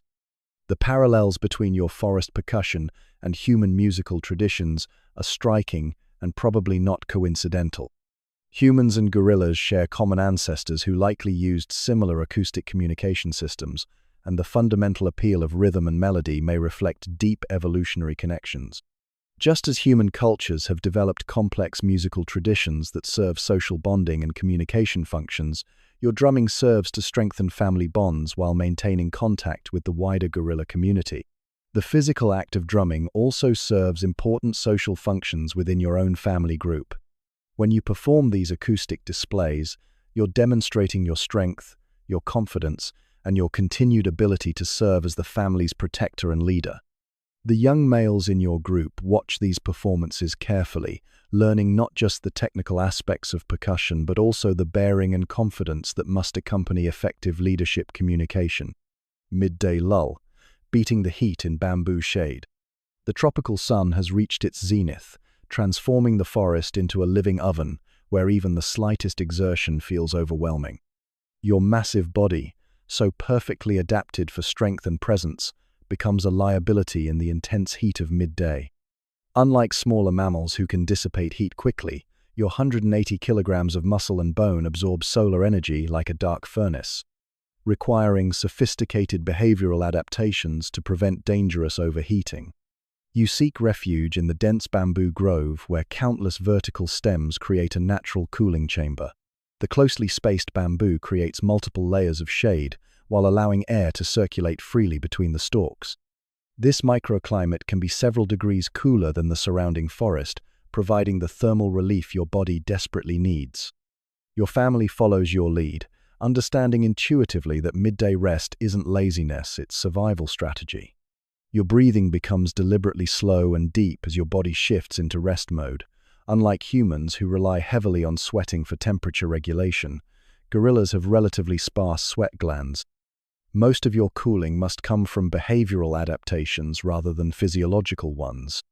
You position yourself carefully to maximize air circulation around your body, sprawling in a way that exposes as much skin surface as possible to whatever breeze might filter through the bamboo. The posture you adopt is both practical and dignified. You lean against a sturdy bamboo clump, your back supported, your powerful limbs arranged to promote heat dissipation. Your family members arrange themselves nearby in similar positions, creating a peaceful scene that mirrors the rest behavior of gorillas throughout Africa's forests. This isn't simply individual cooling, it's communal rest that strengthens social bonds while conserving energy. Your heart rate slows from its active pace to the steady rhythm of rest. This cardiovascular shift is crucial for managing your body temperature, as a slower heart rate reduces the metabolic heat production that comes with circulation. Your breathing becomes so regular and peaceful that it seems to sync with the gentle swaying of bamboo stems in the minimal breeze. The process of thermoregulation in your massive body involves more than simple cooling. You must balance heat loss with energy conservation, ensuring that your rest position doesn't compromise your ability to respond quickly to threats. Even in deep relaxation, part of your awareness remains alert to the sounds and scents around you. Your ears continue to monitor the forest for warning signals, while your nose processes the constant stream of information carried on air currents. One of the most fascinating aspects of this midday rest is the communal chewing that begins as your family settles into comfortable positions. Like cows chewing cud, gorillas engage in a secondary processing of their morning's feast. You work your powerful jaws methodically, grinding down the fibrous plant material that has been sitting in your stomach, extracting every possible nutrient from the tough cellulose that forms the bulk of your diet. This rumination process is both practical and meditative. The rhythmic chewing helps break down plant fibers that your digestive system couldn't fully process during the hurried consumption of morning foraging. But it also creates a peaceful, almost hypnotic atmosphere within your resting group. The soft sounds of multiple family members engaging in this quiet oral processing creates a soundtrack of contentment that reinforces the bonds between you. Your digestive system is working hard, even during this apparent rest. The massive quantities of plant matter you consume each day require extensive processing to extract sufficient nutrition. Your enlarged stomach churns steadily, mixing plant material with digestive acids while beneficial bacteria work to break down cellulose into usable sugars. This internal process generates its own heat, making your midday cooling behavior even more crucial for maintaining proper body temperature.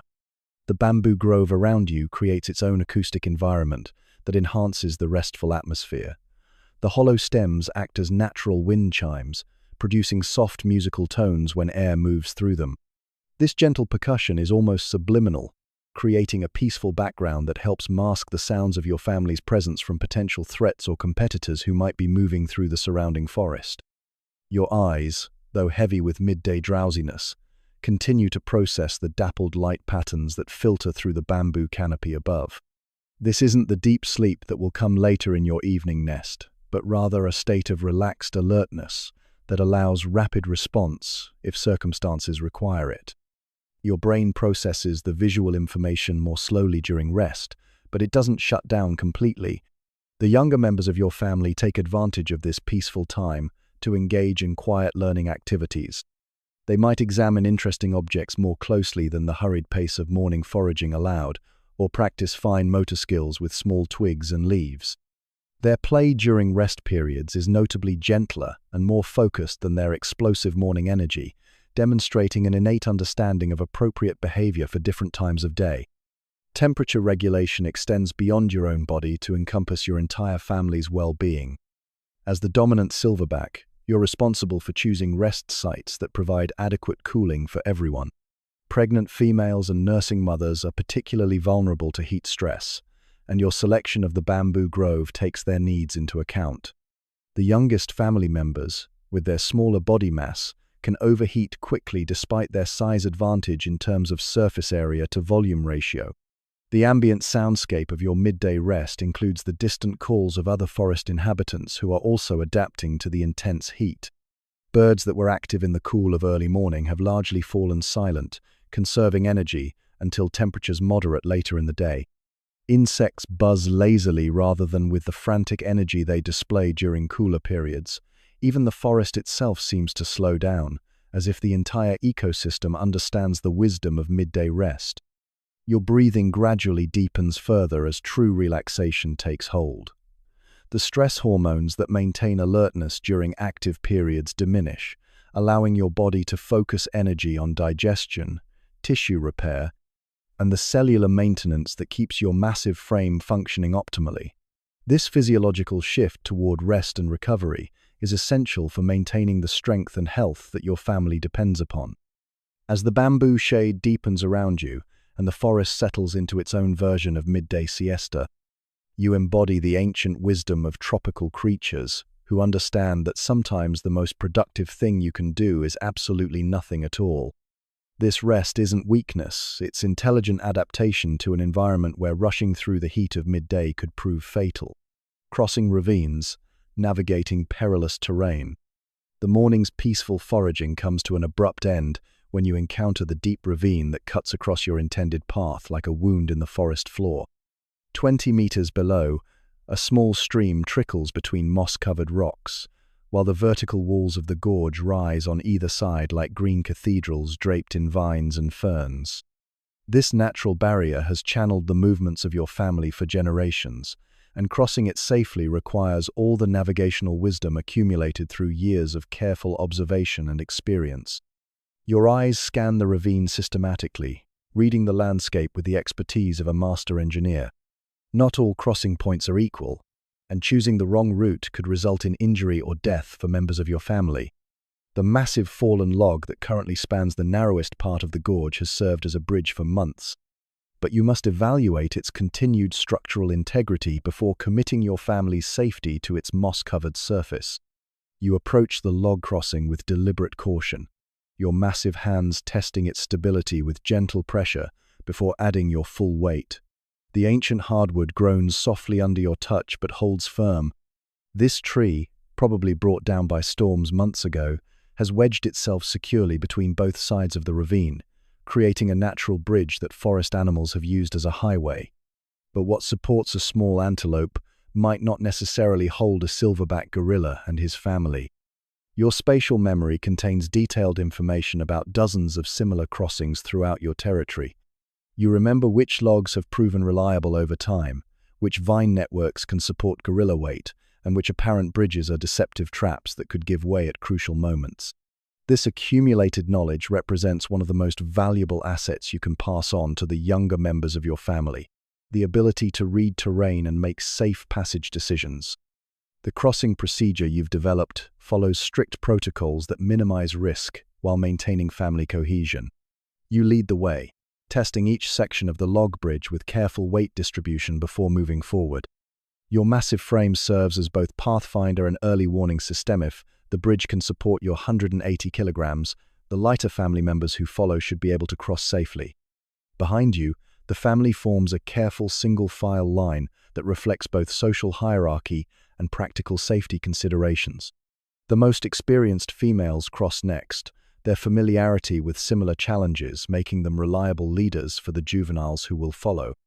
The youngest family members wait until last, when the bridge's reliability has been thoroughly demonstrated and they can observe proper technique before attempting the crossing themselves. Your hands demonstrate the proper grip technique as you make your way across. Gorilla locomotion on uncertain surfaces relies heavily on the powerful grasp of fingers that can curl completely around even substantial branches. You don't simply walk across the log, you grip it with both hands and feet, distributing your weight across multiple contact points to reduce stress on any single part of the bridge structure. The instruction you provide to juveniles is primarily visual, since vocal communication during dangerous crossings could mask important audio cues about structural stress or approaching threats.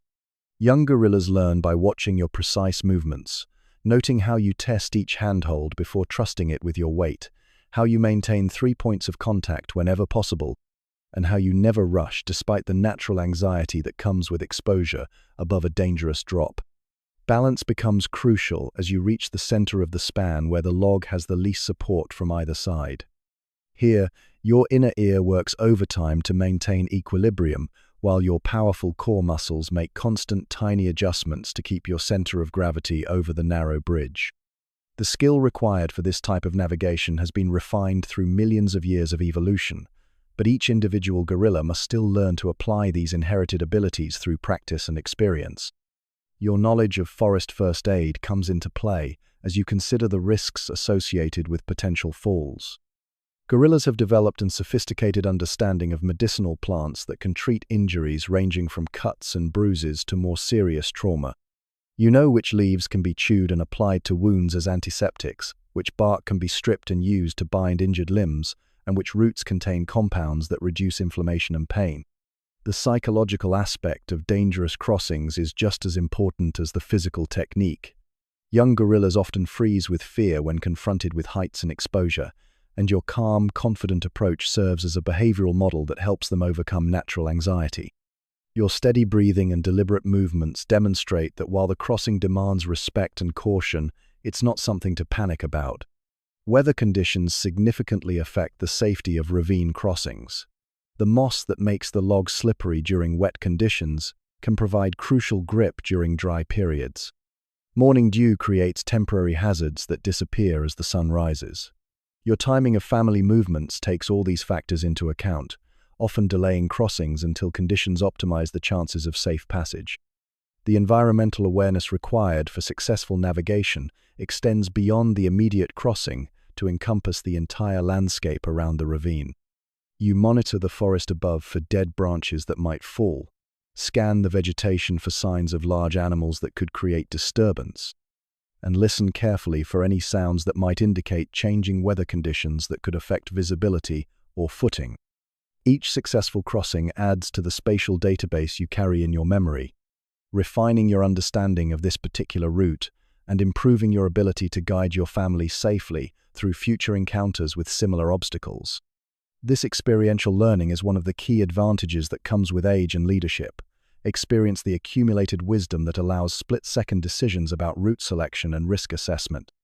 As your last family member safely reaches the far side of the ravine, you feel the satisfaction that comes with successful leadership under challenging conditions.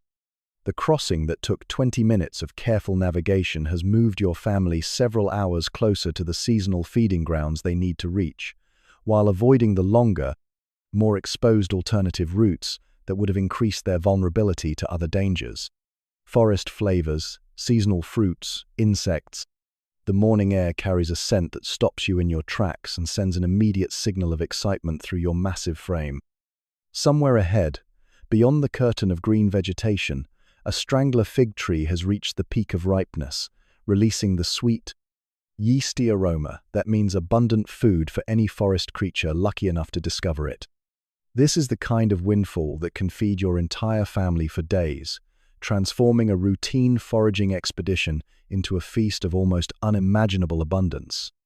The strangler fig represents one of nature's most remarkable botanical achievements, and finding one in full fruit is like discovering a natural supermarket deep in the forest. These massive trees begin life as tiny seeds deposited by birds high in the forest canopy, then spend decades slowly growing downward and around their host tree until they eventually strangle and replace it entirely. The result is a hollow giant with a complex internal structure that can support massive crops of small, sweet fruits. As you push through the undergrowth toward the source of that tantalizing scent, your mouth begins to water in anticipation. Fig trees are among the most nutritionally dense foods available in the African forest, packed with the sugars and minerals that your massive body craves. But more than simple nutrition, figs represent pure pleasure. They're sweet enough to satisfy any primate's love of sugar, soft enough to eat without extensive processing, and abundant enough to allow the kind of relaxed, social feeding that strengthens family bonds. The tree itself is a marvel of natural architecture. Rising nearly 40 meters into the canopy, its hollow trunk could easily accommodate your entire family, while massive buttress roots spread across the forest floor like the walls of a natural amphitheater. The strangling figs that give the tree its name cluster thickly along every branch, creating purple-brown masses that seem to drip from the tree like natural chandeliers. Your approach to the fig tree triggers an explosion of activity as dozens of other forest creatures abandon their feeding spots in deference to your family's superior size and strength. Monkeys chatter indignantly as they retreat to higher branches, colorful birds take flight in clouds of beating wings, and smaller mammals scurry away into the undergrowth. This displacement might seem selfish, but it's simply the natural order of forest feeding hierarchies. The largest and strongest feed first, then smaller creatures clean up what remains. The figs themselves are perfectly ripe, yielding slightly under pressure and releasing bursts of sweet juice when bitten. Each fruit is small enough to fit easily in your mouth, but the tree produces them in such abundance that you can fill your stomach without moving more than a few meters. The sweetness is intense and satisfying, providing quick energy that your body immediately begins converting into usable glucose for muscles and brain function. But fruit alone cannot sustain a gorilla's complex nutritional needs. Your diet must include protein, and the forest provides it in forms that might surprise human observers. As you feast on figs, your attention is caught by the subtle sounds of insects moving within the tree's bark. Termites and other larvae represent protein sources that are both abundant and easily accessible to a creature with your manual dexterity and knowledge of forest ecology. You pry away a section of loose bark with one massive finger, revealing the white, grub-like termite larvae that have been feeding on the tree's living tissue. These insects are protein powerhouses containing essential amino acids that plant matter alone cannot provide. The technique for harvesting them requires delicate touch. Too much pressure crushes them uselessly, while too little fails to extract them from their hiding places. Each larva you flick into your mouth provides a burst of rich, nutty flavor that contrasts perfectly with the sweet figs. This combination of fruit, sugars, and insect proteins creates a balanced meal that addresses multiple nutritional needs simultaneously. Your body recognizes the completeness of this feeding opportunity, and you take your time to thoroughly exploit the bounty the forest has provided. The social dynamics of feeding at the fig tree reflect the complex relationships within your family group. While you, as the dominant silverback, have first access to the choicest feeding spots, you don't monopolize the resource. Instead, you feed for a while, then move to a different section of the tree, allowing other family members access to the prime locations. This sharing behavior strengthens group cohesion and ensures that everyone benefits from the discovery. Your gut microbiome plays a crucial role in processing this diverse meal. The bacteria that live symbiotically in your digestive system have evolved specifically to handle the varied diet of forest gorillas. Some specialize in breaking down the complex carbohydrates in ripe fruits, while others focus on extracting amino acids from insect proteins. This internal ecosystem allows you to derive maximum nutrition from foods that would be largely indigestible to creatures without similar bacterial partnerships. The seasonal timing of fig ripening isn't random, it's part of a complex ecological calendar that governs the entire forest ecosystem. Different species of figs ripen at different times throughout the year, ensuring a relatively steady supply of high-quality food for the frugivorous animals that depend on them. Your knowledge of this fruiting schedule represents crucial survival information that you've accumulated through years of careful observation and memory. As you continue feeding, you notice the way different family members respond to the abundance. Young gorillas stuff themselves with an enthusiasm that borders on gluttony, their small stomachs quickly reaching capacity. Pregnant and nursing females eat with the focused intensity of creatures feeding not just themselves but their developing offspring. Older family members pace themselves more carefully, understanding from experience that gorging can lead to digestive discomfort later. The feeding session at the fig tree becomes a social event that extends far beyond simple nutrition. Young gorillas play games with the sticky fig juices, painting their faces and hands in ways that would be considered messy by human standards but represent perfectly normal exploration behavior for curious primates. Adults engage in mutual grooming that removes fig residue while strengthening social bonds through gentle, attentive touch. The contrast between this feast and the careful, systematic foraging that characterizes most of your daily food gathering couldn't be more stark. While most meals require extensive travel, careful selection, and methodical processing, the fig tree provides abundance that allows relaxation and social interaction. These occasional windfalls represent high points in the guerrilla calendar, events that are remembered and anticipated throughout the year. Threat in the canopy standoff. With forest elephants, the ground trembles beneath your feet with a rhythm that sends immediate alarm signals through every nerve in your massive body. This isn't the random vibration of wind in trees or the scurrying of small forest creatures. This is the distinctive percussion of something truly enormous moving through the forest with determined purpose. Your family freezes instantly, every member recognizing the unmistakable signature of approaching forest elephants, creatures whose size and power dwarf even your impressive physical presence. The warning signs have been building for several minutes, though only now do the pieces fall into a pattern clear enough to demand immediate attention. The sudden silence of birds in the canopy above, the absence of the usual small mammal chatter, and the subtle change in air pressure that comes when truly massive animals displace their environment. All these clues point to the approach of the forest's most formidable inhabitants. Through the green maze of undergrowth, you catch your first glimpse of grey hide moving between the trees. The forest elephant matriarch emerges into view like a living mountain, her massive bulk seeming impossible in the confines of the dense vegetation. These elephants are smaller than their savanna cousins but still dwarf every other creature in the forest, and their reputation for unpredictable aggression makes them one of the few animals that even a silverback gorilla must approach with extreme caution. Your own response follows protocols developed through thousands of years of evolutionary interaction between your species. The chest-beating display you begin isn't born of aggression, but of communication, a clear signal that this territory is occupied by a family group under the protection of a mature silverback. The hollow booming that emerges from your cupped hands against your barrel chest carries across the forest with an authority that demands attention from any creature within hearing range. But the elephant matriarch is unimpressed by your territorial announcement. Her trunk rises to test the air, gathering chemical information about your family's size, health, and emotional state with a sophistication that rivals your own olfactory abilities. The rumbling vocalization she produces in response is so low frequency that you feel it as much as hear it, a sound that seems to emerge from the earth itself rather than from any living creature.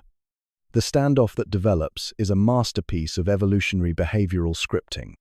Neither species wants actual conflict. The energy expenditure and injury risk would be enormous for both sides, but neither can afford to appear weak or backing down from a resource competition. Instead, you engage in an escalating series of threat displays designed to communicate strength and determination without crossing the line into actual violence. Your family responds to your leadership cues with practiced precision. The females gather the youngest members and position themselves near escape routes while maintaining enough visibility to follow your signals. The juveniles, their eyes wide with a mixture of fear and fascination, watch intently as their primary protector faces down creatures that outweigh him by several tons. This is education in real-time survival, lessons that could mean the difference between life and death in future encounters. The elephant matriarch's own display escalates in response to your continued presence. She spreads her massive ears to appear even larger than her already imposing size, raises her trunk high above her head, and begins the characteristic head shaking that signals serious irritation. The message is clear: she considers this area to be under her family's control and expects you to yield to superior size and strength. Your response must be carefully calibrated. Too little display, and you risk appearing weak, potentially inviting a charge that could scatter or injure your family. Too much aggression, and you might provoke the very confrontation you're trying to avoid. Instead, you choose a middle path, increasing the intensity of your chest beating while adding the sharp barking vocalizations that signal serious intent without crossing into pure aggression. The sound of breaking branches adds another dimension to the escalating display as the elephant matriarch begins to demonstrate her destructive capabilities. She pushes over a small tree with casual ease, the cracking of wood and rustling of falling leaves serving as an unmistakable demonstration of the damage she could inflict if the confrontation escalated to actual combat. This environmental manipulation is sophisticated psychological warfare, designed to intimidate without requiring direct confrontation. Your own escalation includes the ground-slapping behavior that sends vibrations through the forest floor, creating percussion that complements your vocal and visual displays. You rear up on your hind legs to maximize your apparent size, though even at your most imposing, you're dwarfed by the elephant family. But size isn't everything in these confrontations. Confidence, persistence, and the backing of a cohesive family group can sometimes overcome pure physical advantages. The critical moment comes when you must decide whether to continue escalating or begin the delicate process of de-escalation and strategic retreat. Your assessment takes into account multiple factors: the emotional state of the elephant matriarch, the proximity of her own calves, the availability of alternative routes for your family, and your judgment of whether this particular confrontation is likely to result in actual violence. Reading the elephant's body language requires expertise accumulated through a lifetime of forest encounters. The slight forward lean of her massive body suggests preparation for a charge, but the position of her trunk and the pattern of her vocalizations indicate that she's still in threat display mode rather than committed to attack. This gives you a window of opportunity for graceful withdrawal that preserves dignity while prioritizing safety. Your strategic retreat begins with subtle shifts in position that signal to your family that movement is imminent, while avoiding any sudden motions that might trigger an aggressive response from the elephants. You maintain eye contact with the matriarch, while gradually angling your body toward the most promising escape route, demonstrating respect for her superior force while making it clear that you're withdrawing voluntarily rather than fleeing in panic. The success of your de-escalation strategy becomes apparent as the elephant family settles into feeding behavior, their attention shifting from territorial defense to the abundant food resources that attracted them to this area in the first place. Your family's orderly withdrawal preserves everyone's safety, while maintaining the social cohesion that's essential for survival in an environment where such encounters are inevitable parts of daily life. As you lead your family away from the elephant encounter, the lessons learned become part of the accumulated wisdom that makes you an effective leader. Each confrontation provides information about reading threats, managing family responses under pressure, and making the split-second decisions that can determine whether a tense situation escalates into deadly conflict or resolves through the kind of intelligent behavioral flexibility that has allowed both gorillas and elephants to coexist in Africa's forests for millions of years. Predator shadows listening for the leopard. The scent hits your nostrils like a cold blade of fear cutting through the warm, humid air of the forest morning.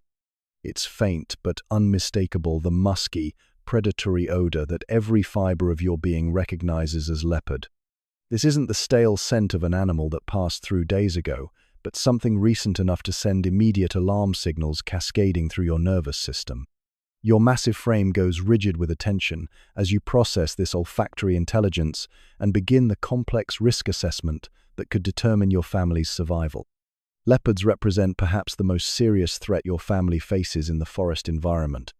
Unlike elephants, whose size makes them dangerous but predictable, or rival gorillas, whose motivations you understand completely, leopards are specialized predators whose behavior patterns center entirely around killing and eating other mammals.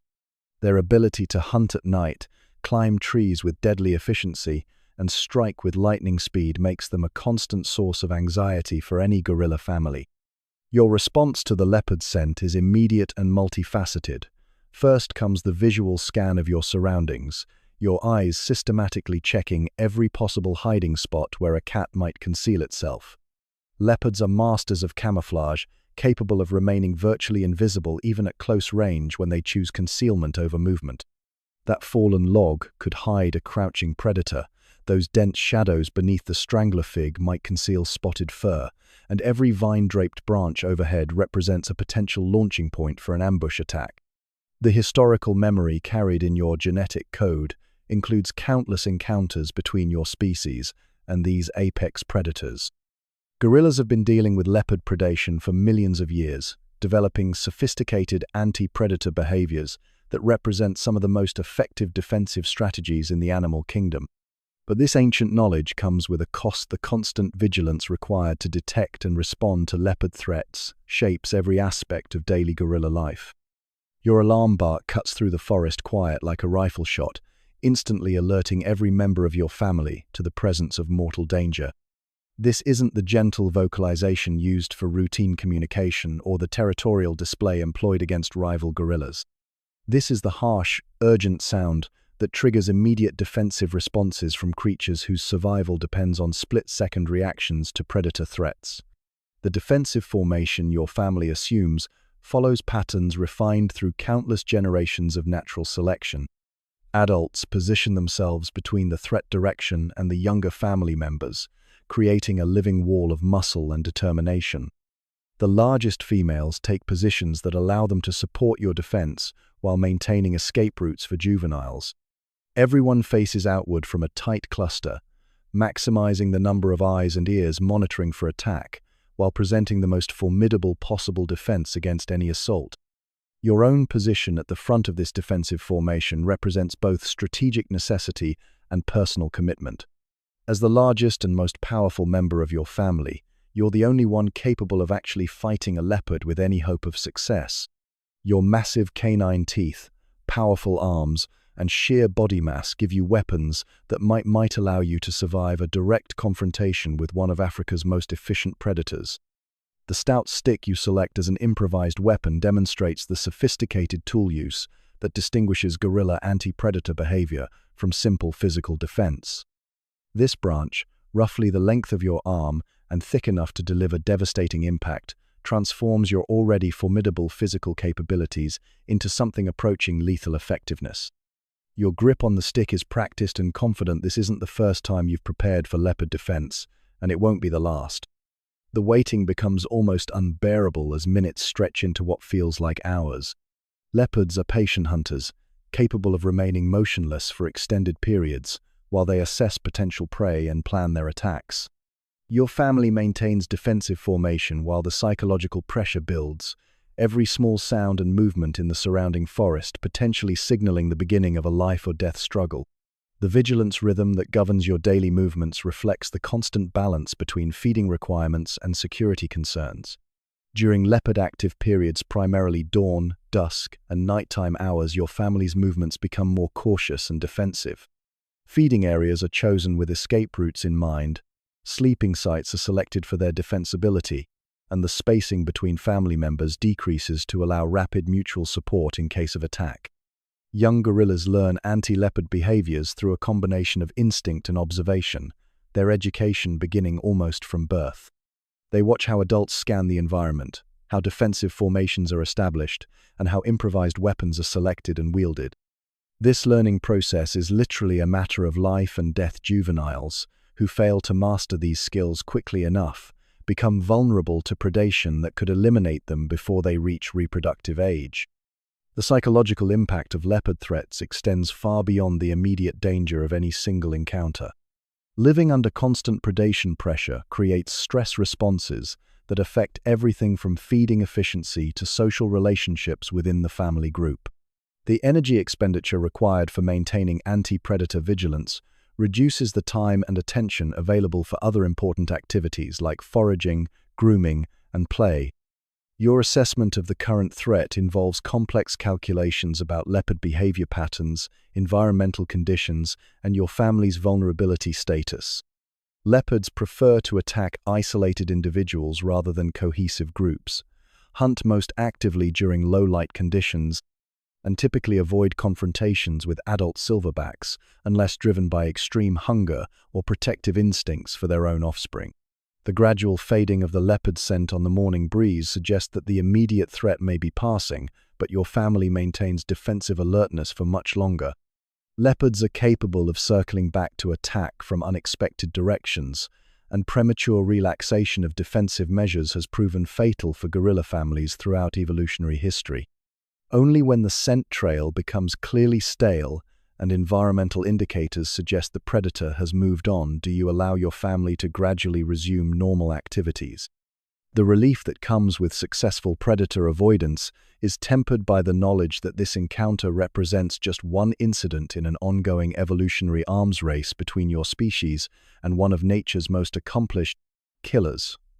Tomorrow will bring new scent trails, new moments of frozen terror, and new tests of the defensive strategies that have kept gorilla families alive in leopard territory for countless generations.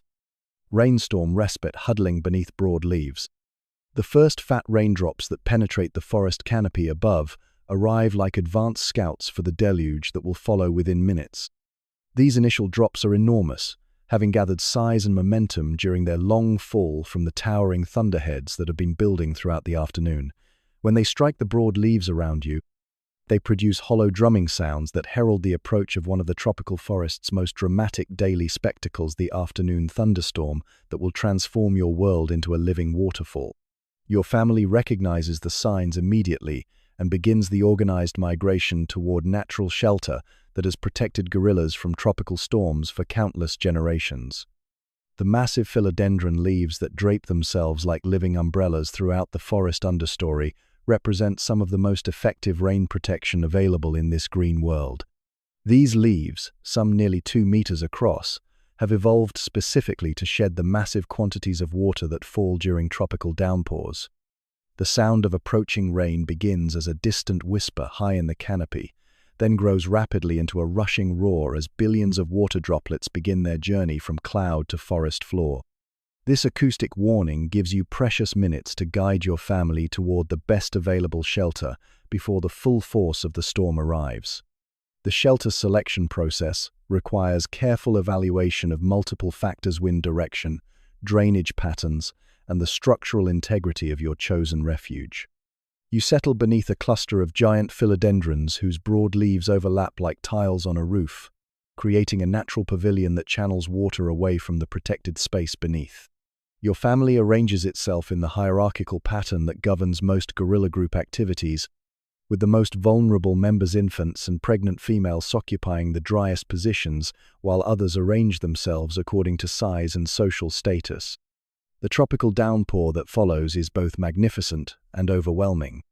Water cascades from the canopy above in sheets and torrents, transforming the normally peaceful forest into a thunderous landscape where conversation becomes impossible and visibility drops to just a few meters. The sound is so intense that it seems to come from inside your own body rather than from the external world, a percussion symphony that drowns out every other forest sound. But rather than cowering in misery, your family demonstrates the water-shedding behaviors that make tropical storms bearable rather than catastrophic. You angle your body to maximize the runoff from your dark fur, positioning yourself so that water streams away from your core rather than pooling in uncomfortable places. Your family members mirror these behaviors, creating a cluster of living drainage systems that manage the enormous quantities of water flowing around them. The younger members of your family, less concerned with staying completely dry, begin to engage in the playful rain drinking that turns the storm from ordeal into entertainment. They position themselves to catch water streaming from leaf edges, opening their mouths to gulps of clean rainwater that tastes infinitely fresher than the standing pools they normally drink from. Their pleasure in this natural water fountain is infectious, bringing smiles even to the more serious adult faces. Your own approach to the storm combines practical water management with an appreciation for the sensory richness of the experience. The smell of rain on forest earth creates an olfactory symphony that includes notes of ozone, decomposing vegetation, and the green scent of plants receiving life-giving moisture. This petrichor, the distinctive smell of rain on earth, triggers positive responses in your brain that seem to be hardwired into the nervous systems of creatures who evolved in environments where water means survival. The white noise quality of the rainfall creates an acoustic environment that's both masking and meditative. While the overwhelming sound makes it impossible to detect potential threats through hearing, it also provides a kind of auditory blanket that promotes relaxation and rest. Your breathing naturally slows and deepens in response to the rhythmic percussion of water on leaves, and you feel your heart rate decrease as the storm's hypnotic qualities take effect. The thermal effects of the tropical downpour provide welcome relief from the oppressive heat that had been building throughout the afternoon. The evaporation of rainwater from your fur creates a cooling effect that helps regulate your body temperature, while the general drop in ambient temperature that accompanies the storm provides systemic relief from heat stress. This natural air conditioning system allows your family to remain comfortable even during the most intense periods of rainfall. The duration of tropical storms follows predictable patterns that your family understands instinctively. These afternoon deluges typically last between 30 minutes and 2 hours, long enough to provide substantial water input to the forest ecosystem, but not so extended that they create serious survival challenges for forest inhabitants. Your patience during the storm reflects this understanding. This is an interruption to be endured rather than a crisis to be escaped. As the storm continues, you observe the fascinating ways that different family members cope with the enforced inactivity. Some engage in quiet grooming activities that help pass time while providing mutual comfort. Others practice the meditative rumination that helps extract maximum nutrition from morning feeding. The youngest members often doze, lulled to sleep by the rhythmic pounding of rain and the security of being surrounded by protective adults. The forest around you undergoes its own transformation during the storm. Streams that were barely visible trickles an hour ago become rushing torrents carrying debris from higher elevations. The air becomes thick with humidity and the sense of disturbed earth, blooming flowers responding to the moisture, and the rich complexity of a tropical ecosystem receiving the water it needs to maintain its incredible productivity. Your shelter beneath the philodendron leaves provides not just physical protection but also psychological comfort. Being able to remain dry and comfortable during one of nature's most powerful displays reinforces your confidence in your ability to protect your family from whatever challenges the forest might present. This success in basic survival tasks strengthens the trust that your family places in your leadership and decision-making. The gradual diminishing of the storm's intensity provides as much sensory information as its arrival. The drumming on leaves becomes less intense, the visibility improves gradually, and the overwhelming white noise begins to separate into individual sounds dripping from countless leaf edges. The gurgle of temporary streams and the first tentative calls of birds emerging from their own storm shelters. As the last heavy drops fall and the forest begins its transition back to normal activities, you feel the deep satisfaction that comes from successfully weathering one of nature's regular challenges.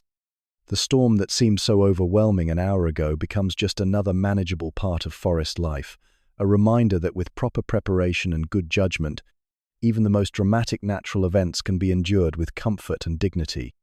New mothers nurturing the next generation. In the dappled sunlight of the forest clearing, one of the most profound dramas of gorilla life unfolds with quiet tenderness. Amara, a young female who gave birth just 3 months ago, cradles her infant against her chest with the careful attention that marks the difference between survival and tragedy in the wild. This tiny gorilla, weighing barely 2 kilograms, represents not just the future of your family group, but the continuation of genetic lines that stretch back millions of years through the evolutionary history of your species. The nursing cycles that govern Amara's daily routine follow rhythms as ancient as mammalian life itself.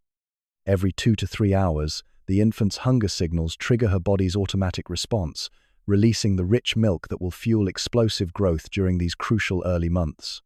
But gorilla nursing is more than simple nutrition. It's a complex dance of chemical communication, emotional bonding, and behavioral education that shapes every aspect of the infant's developing personality and survival skills. You watch this maternal interaction with the protective attention of a silverback, who understands that every infant represents precious genetic investment. In the wild, infant mortality rates among gorillas can reach 50% in the first year of life, making successful nurturing one of the most critical skills a female can possess. Amara's gentle pats and soft vocalizations aren't just expressions of affection, they're essential stimulation that promotes healthy neural development in her baby's rapidly growing brain. The physical positioning Amara maintains while nursing demonstrates the sophisticated body awareness that experienced mothers develop through trial and success. She supports the infant's head with one massive hand, while using the other to maintain her own balance and stability. This allows the baby to nurse efficiently, while keeping both of them ready to move quickly if circumstances require immediate action. The alloparenting behaviors that characterize gorilla family life become most apparent during these nursing sessions. Casey, the group's matriarch, positions herself nearby to provide additional protection and wisdom during these vulnerable moments. Her presence isn't coincidental experienced. Females actively support new mothers, offering their own bodies as windbreaks, sharing food resources, and providing the kind of emotional support that reduces stress hormones that could interfere with milk production. Even more remarkably, other females in the group will occasionally care for Amara's infant when she needs to forage or rest. This sharing of maternal responsibilities isn't simply altruism, it's intelligent resource management that ensures the survival of genetic material that benefits the entire family group. Sister gorillas often serve as auxiliary mothers, learning childcare skills while providing crucial backup support during emergencies. The infant's vocal development provides a fascinating window into the process of becoming gorilla. At 3 months, the baby's repertoire includes soft grunting sounds that indicate contentment, sharp barks that signal distress, and the beginning attempts at the complex vocalizations that will eventually allow full participation in family communication. Each sound represents a developmental milestone that Amara monitors with the intensity of a speech therapist evaluating human language acquisition. Grip strength testing occurs naturally throughout each day as the infant clings to its mother's fur during movement and feeding. This isn't random clinging, it's a sophisticated evaluation of the motor control that will eventually allow independent travel through the three-dimensional maze of the forest canopy. Amara unconsciously adjusts her movements to provide appropriate challenges for her baby's developing muscles without overwhelming its current capabilities. The timing of infant development follows patterns that have been optimized through millions of years of natural selection. At 3 months, the baby's eyes are fully functional and capable of tracking movement and recognizing faces. Its digestive system can begin processing small amounts of pre-chewed plant matter that Amara provides, introducing the complex gut bacteria necessary for processing the fibrous vegetation that will eventually comprise most of its diet. Social learning begins almost immediately as the infant observes the complex interactions within your family group. It watches how different individuals relate to each other, how conflicts are resolved, and how resources are shared.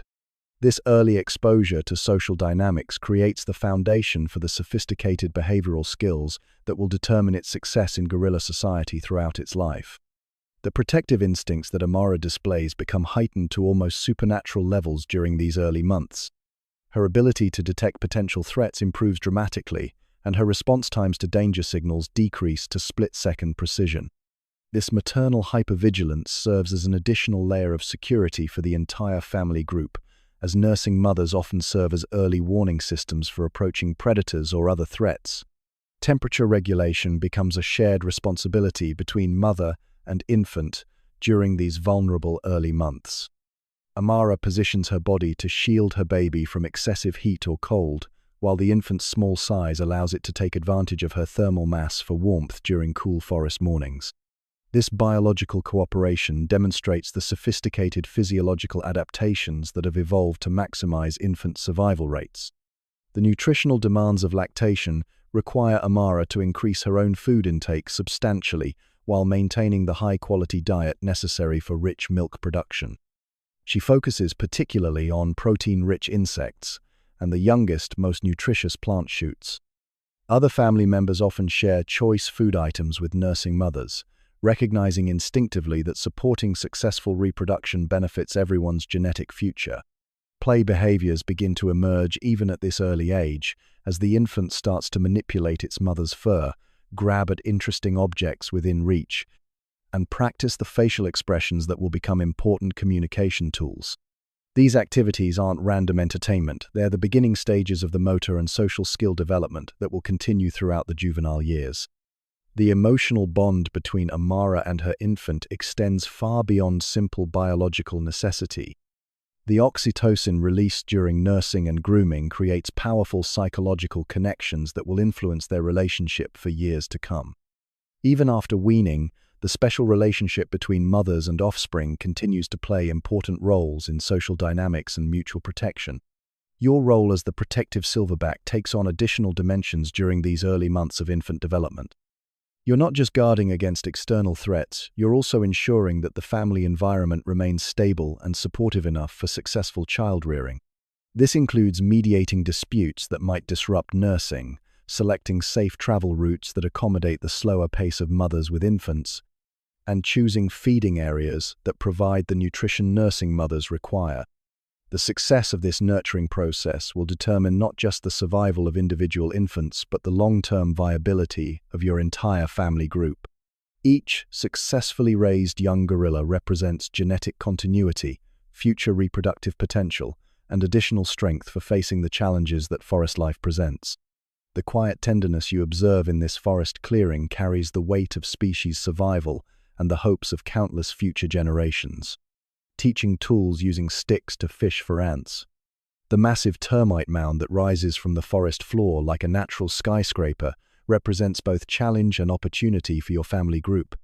These architectural marvels, built by millions of tiny insects over years of dedicated construction, contain protein-rich treasures that could supplement your family's diet, significantly if you can figure out how to access them efficiently. This is where the sophisticated tool use behaviors that distinguish gorillas from most other animals become essential survival skills. You approach the termite mound with the methodical attention of an engineer surveying a complex problem. The structure itself is a marvel of insect engineering, rising nearly 2 meters above the forest floor and extending deep underground through a network of tunnels and chambers that house millions of individual termites. The exterior surface is hardened clay that's been mixed with termite saliva to create a concrete-like material that protects the colony from both weather and predators. The selection of appropriate tools requires careful evaluation of available materials and understanding of the specific requirements for termite extraction. You scan the surrounding vegetation for twigs that meet precise criteria: straight enough to navigate the termite tunnels, flexible enough to bend without breaking, thin enough to fit through the openings, and long enough to reach deep into the mound where the fattest larvae reside. Your hands work with surprising delicacy as you strip the selected twig of its leaves and side branches, creating a probe that's perfectly adapted for its intended purpose. This isn't random tool modification, it's sophisticated engineering that demonstrates understanding of cause and effect relationships. Each leaf removed improves the stick's functionality, while careful attention to length and thickness maximizes its effectiveness for the specific task ahead. The technique for termite fishing requires patience and skill that takes years to master completely. You insert the prepared stick into one of the small openings that dot the termite mound's surface, pushing it carefully into the tunnel system until you feel the resistance that indicates you've reached an active chamber. The goal isn't to simply stab blindly into the mound, it's to locate areas where termites will grab onto your probe, allowing you to extract them like living fishing lures. The termites' defensive response to your intrusion works in your favor during this process. When worker termites detect the foreign object in their tunnels, they attack it with their mandibles, gripping the stick with sufficient force that careful withdrawal brings them to the surface where they can be collected. This behavior, evolved to protect the colony from natural threats, inadvertently makes them vulnerable to the intelligent tool use of gorillas. Your licking technique for collecting the termites demonstrates the precise motor control that makes this feeding strategy possible. As you slowly withdraw the stick from the termite mound, termites clinging to its surface must be quickly harvested before they can release their grip and return to the safety of their tunnels. The sweeping motion of your tongue along the stick's length captures multiple insects in a single fluid movement.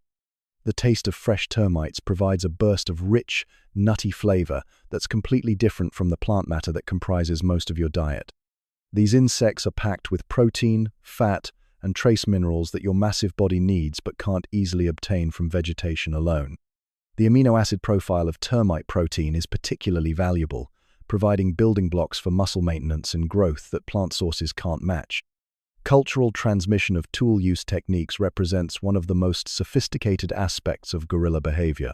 Young family members crowd around during your termite fishing demonstration, watching intently as you select materials, modify tools, and execute the delicate extraction process. This isn't instinctive behavior, it's learned skill that must be passed down through generations of careful observation and practice. The youngest gorillas begin their tool use education by simply manipulating sticks and twigs without any clear purpose, developing the manual dexterity and understanding of material properties that will eventually allow them to create effective tools. They practice inserting sticks into holes in logs, trees, and other surfaces, gradually learning the relationship between tool characteristics and functional success. Older juveniles attempt to mimic your technique with varying degrees of success. Their early efforts often result in broken tools, lost termites, and frustrated vocalizations, but each attempt provides valuable learning opportunities. You occasionally offer gentle guidance, repositioning their hands or demonstrating proper technique, but mostly you allow them to learn through trial and error. The comparison between gorilla tool use and human technology reveals fascinating parallels in cognitive development. Like human children learning to use implements, young gorillas must understand abstract relationships between cause and effect, develop fine motor control, and learn to modify objects to serve specific purposes. The stick becomes an extension of their bodies, requiring the kind of spatial reasoning that underlies all sophisticated tool use. The efficiency gained through proper tool use can significantly impact your family's nutritional status. A skilled termite fisher can extract hundreds of insects in a relatively short period, providing protein equivalent to hours of plant foraging. This efficiency allows more time for other important activities like social bonding, territory patrol, and rest, improving overall quality of life for the entire family group.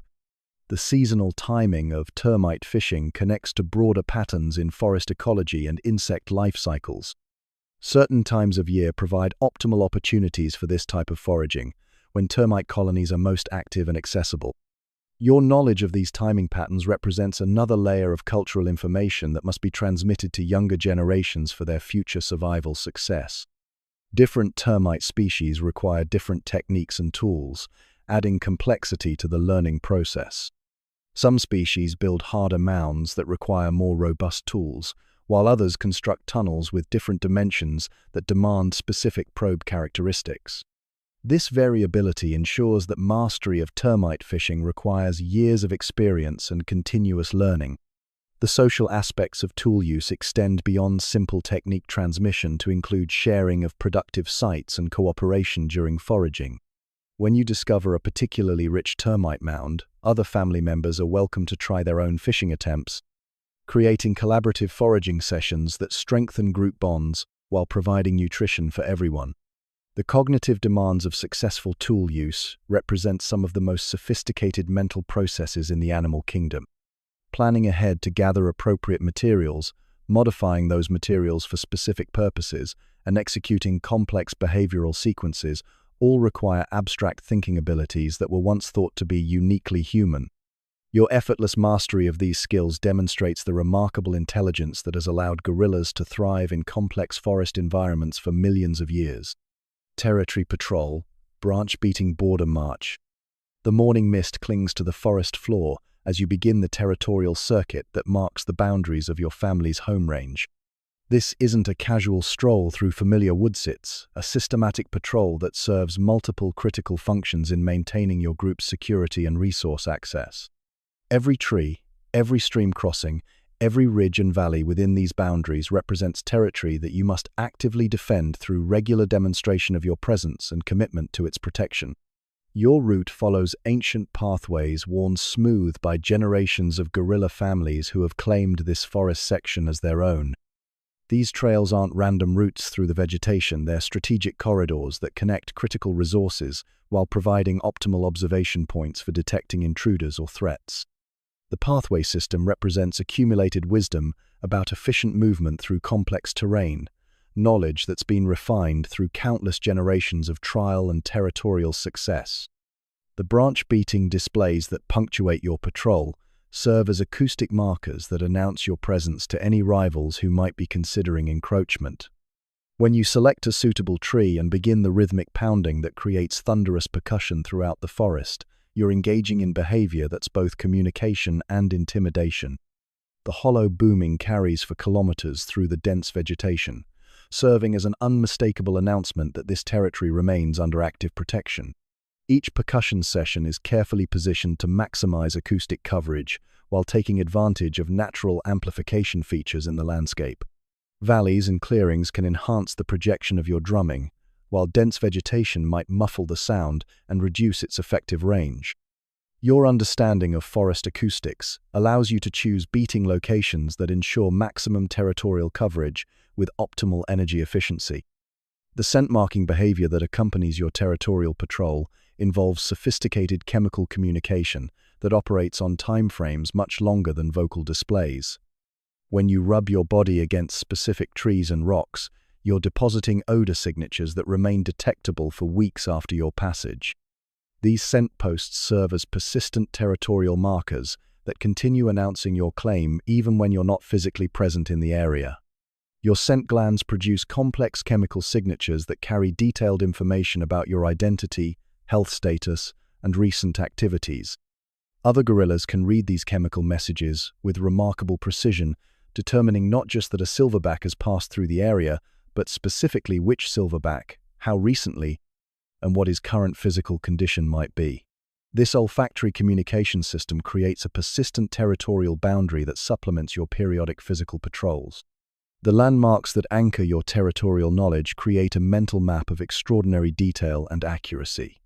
That distinctive strangler fig with the hollow trunk serves as a major navigation reference point, while the mineral lick near the seasonal stream provides both a boundary marker and a critical resource that must be defended from competitor access. Your spatial memory encompasses dozens of such landmarks, creating a cognitive map that guides both daily movements and long-term territorial strategy. The encounters with distant kin bands that occasionally occur during border patrols require delicate diplomatic handling that balances territorial assertion with family relationship maintenance. When you detect the presence of other guerrilla groups near your boundaries, your response must consider not just immediate territorial concerns, but also long-term social relationships that might prove beneficial during future emergencies or resource shortages. Tension diffusion rituals have evolved to handle these inevitable border encounters without forcing every interaction into violent confrontation. The stylized displays and vocalizations that occur when two silverbacks meet at territorial boundaries serve similar functions to diplomatic protocols in human societies.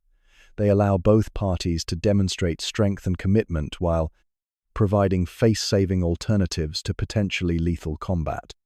The seasonal variations in territorial pressure require constant adjustment of your patrol intensity and defensive strategies. During abundant food periods, territorial disputes tend to be less frequent and less intense, as multiple families can coexist with minimal resource competition. But during lean seasons, when high-quality food becomes scarce, territorial boundaries become more critical and require more aggressive defense to maintain family access to survival resources. Your knowledge of alternative routes and backup territories provides crucial flexibility during periods of extreme territorial pressure. If neighboring silverbacks become too aggressive or environmental conditions make certain areas temporarily unusable, you must be prepared to guide your family to secondary areas that can provide adequate resources until normal territorial access can be restored. The vine bridge that spans the small gorge represents both a critical transportation link and a potential vulnerability in your territorial defense. This natural crossing point must be regularly inspected and maintained, as its loss would force lengthy detours that could expose your family to unnecessary risks.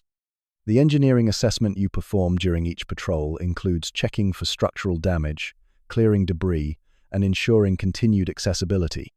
The salt-rich clay wallow near the heart of your territory provides mineral supplements that are essential for your family's health, but also attracts other animals who might compete for access. Your territorial defense must balance the need to maintain exclusive access to this critical resource against the energy costs of constantly driving away other species who also require mineral supplementation for their survival. The patrol route you follow has been optimized through years of experience to provide maximum territorial coverage with efficient energy expenditure. The circuit takes approximately 6 hours to complete at a thorough pace, allowing detailed inspection of all critical areas while returning you to your family before energy reserves become seriously depleted. This timing ensures that territorial defense doesn't compromise your primary responsibility for family protection and leadership. The psychological aspects of territorial ownership extend far beyond simple resource access to encompass fundamental security needs that affect every aspect of family life. A family group with secure territorial boundaries can forage more efficiently, rest more completely, and engage in social activities with greater relaxation than one that must constantly worry about territorial challenges and resource access. Your assessment of territorial threats requires constant evaluation of changing conditions that might affect your ability to maintain exclusive access to critical resources. Population pressure from neighboring groups, environmental changes that affect resource distribution, and seasonal variations in food availability all influence the intensity of territorial competition and the strategies required for successful defense.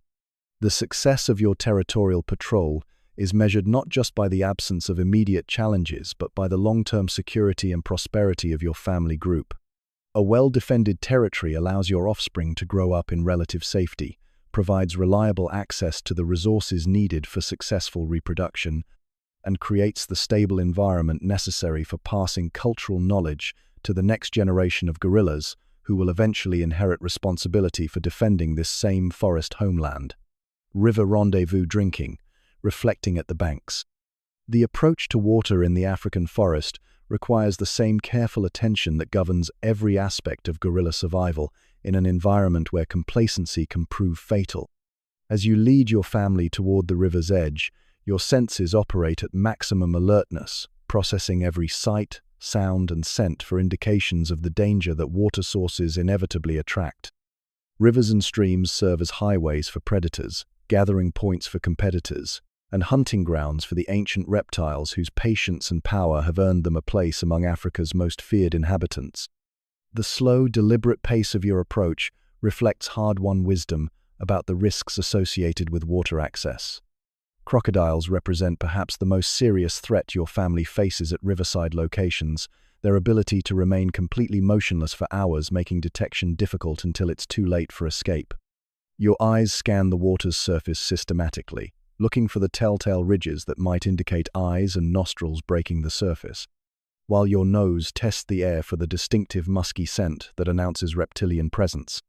The riverbank itself presents additional hazards that require careful evaluation before committing your family to this exposed position. Soft mud can trap unwary feet, while steep banks might collapse under the weight of a massive silverback gorilla.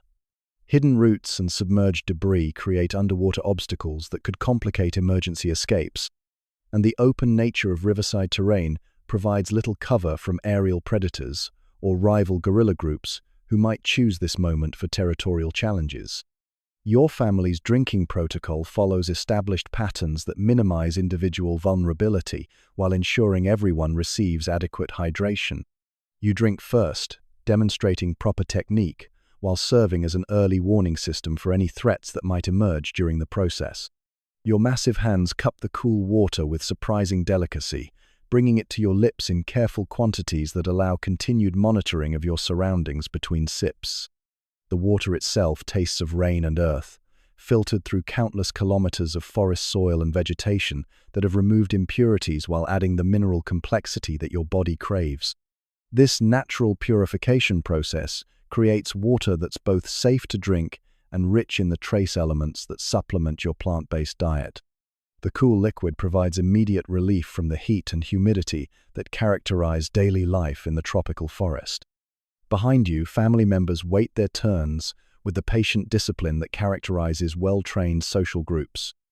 The juveniles watch your drinking technique with the focused attention of students learning critical survival skills, noting how you position yourself for quick escape, how you maintain awareness while drinking, and how you signal the all-clear for others to approach the water's edge. The river serves as more than just a source of hydration. It's also a natural mirror that provides one of the few opportunities for self-observation available in the forest environment.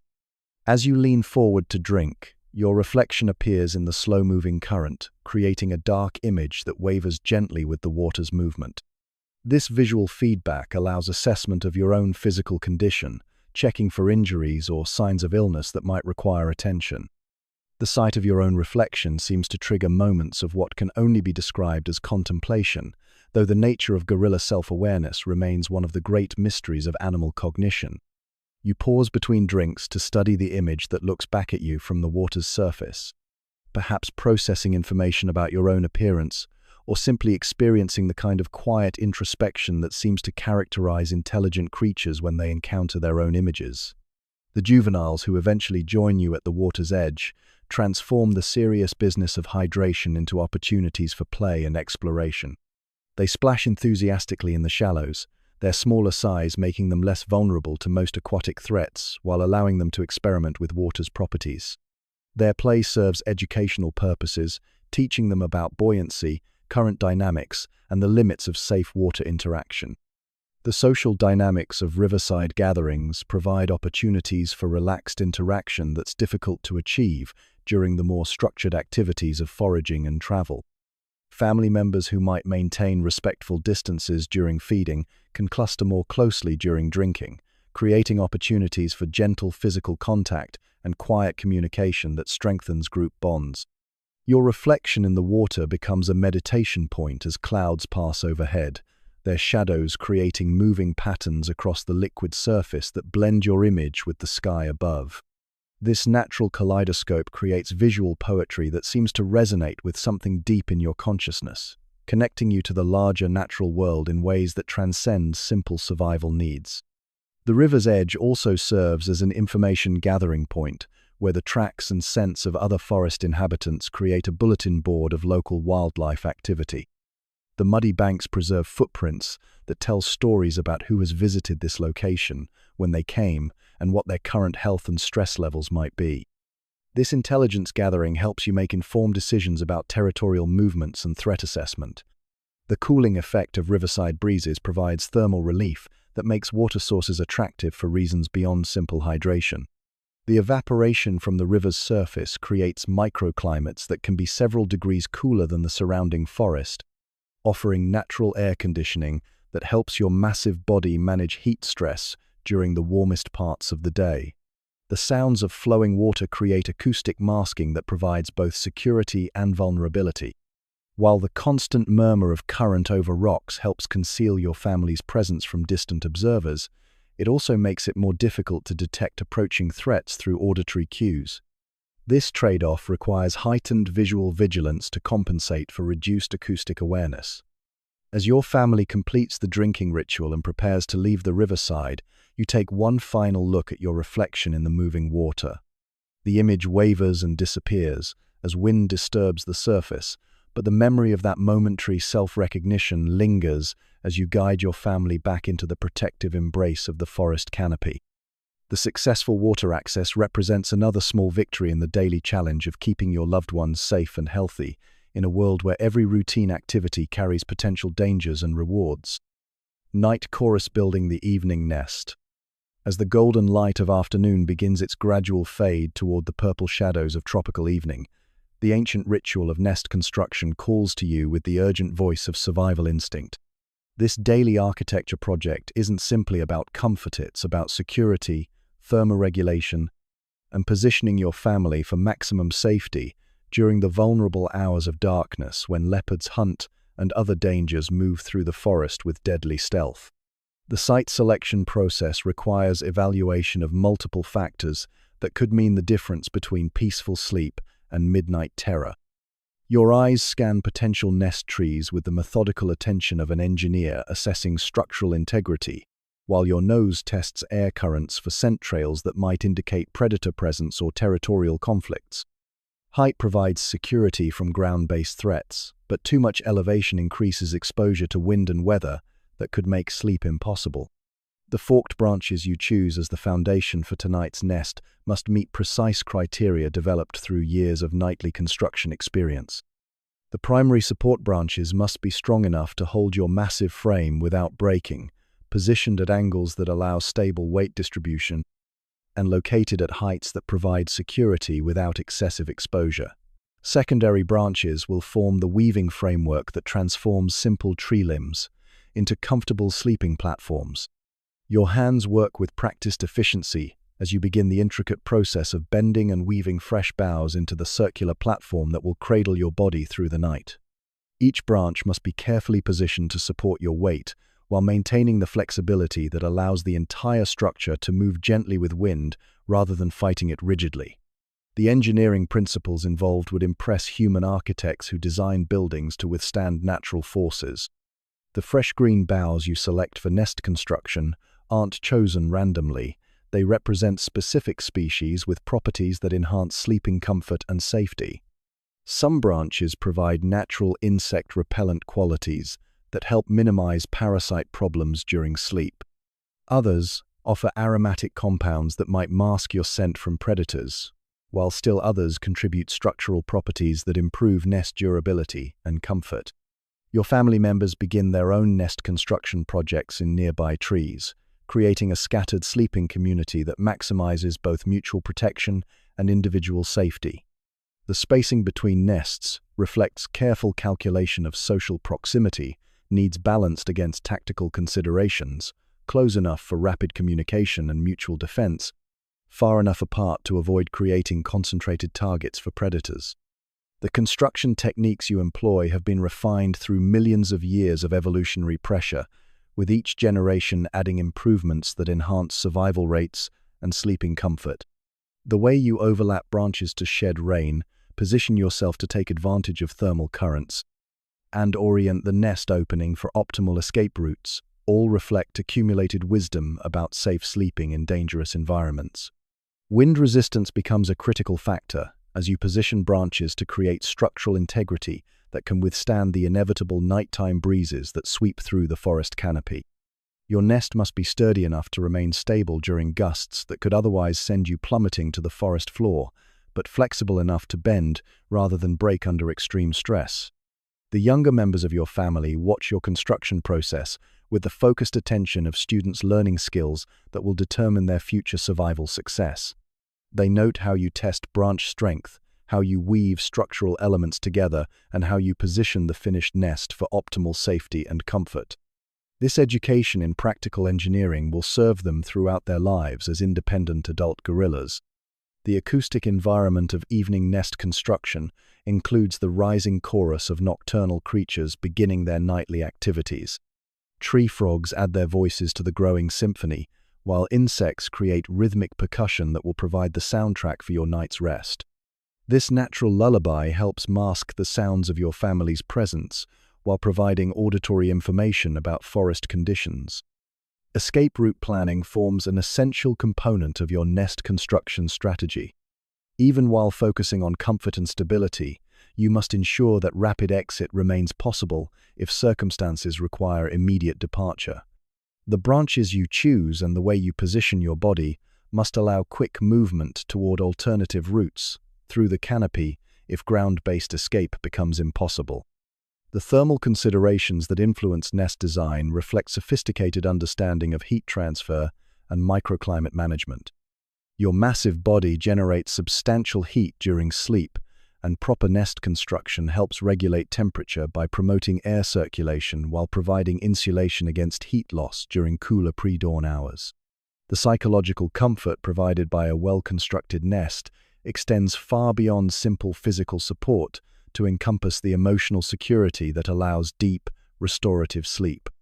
Knowing that you've chosen an optimal location and built a structurally sound sleeping platform reduces anxiety and allows the kind of complete relaxation that's essential for maintaining the strength and alertness your family depends upon.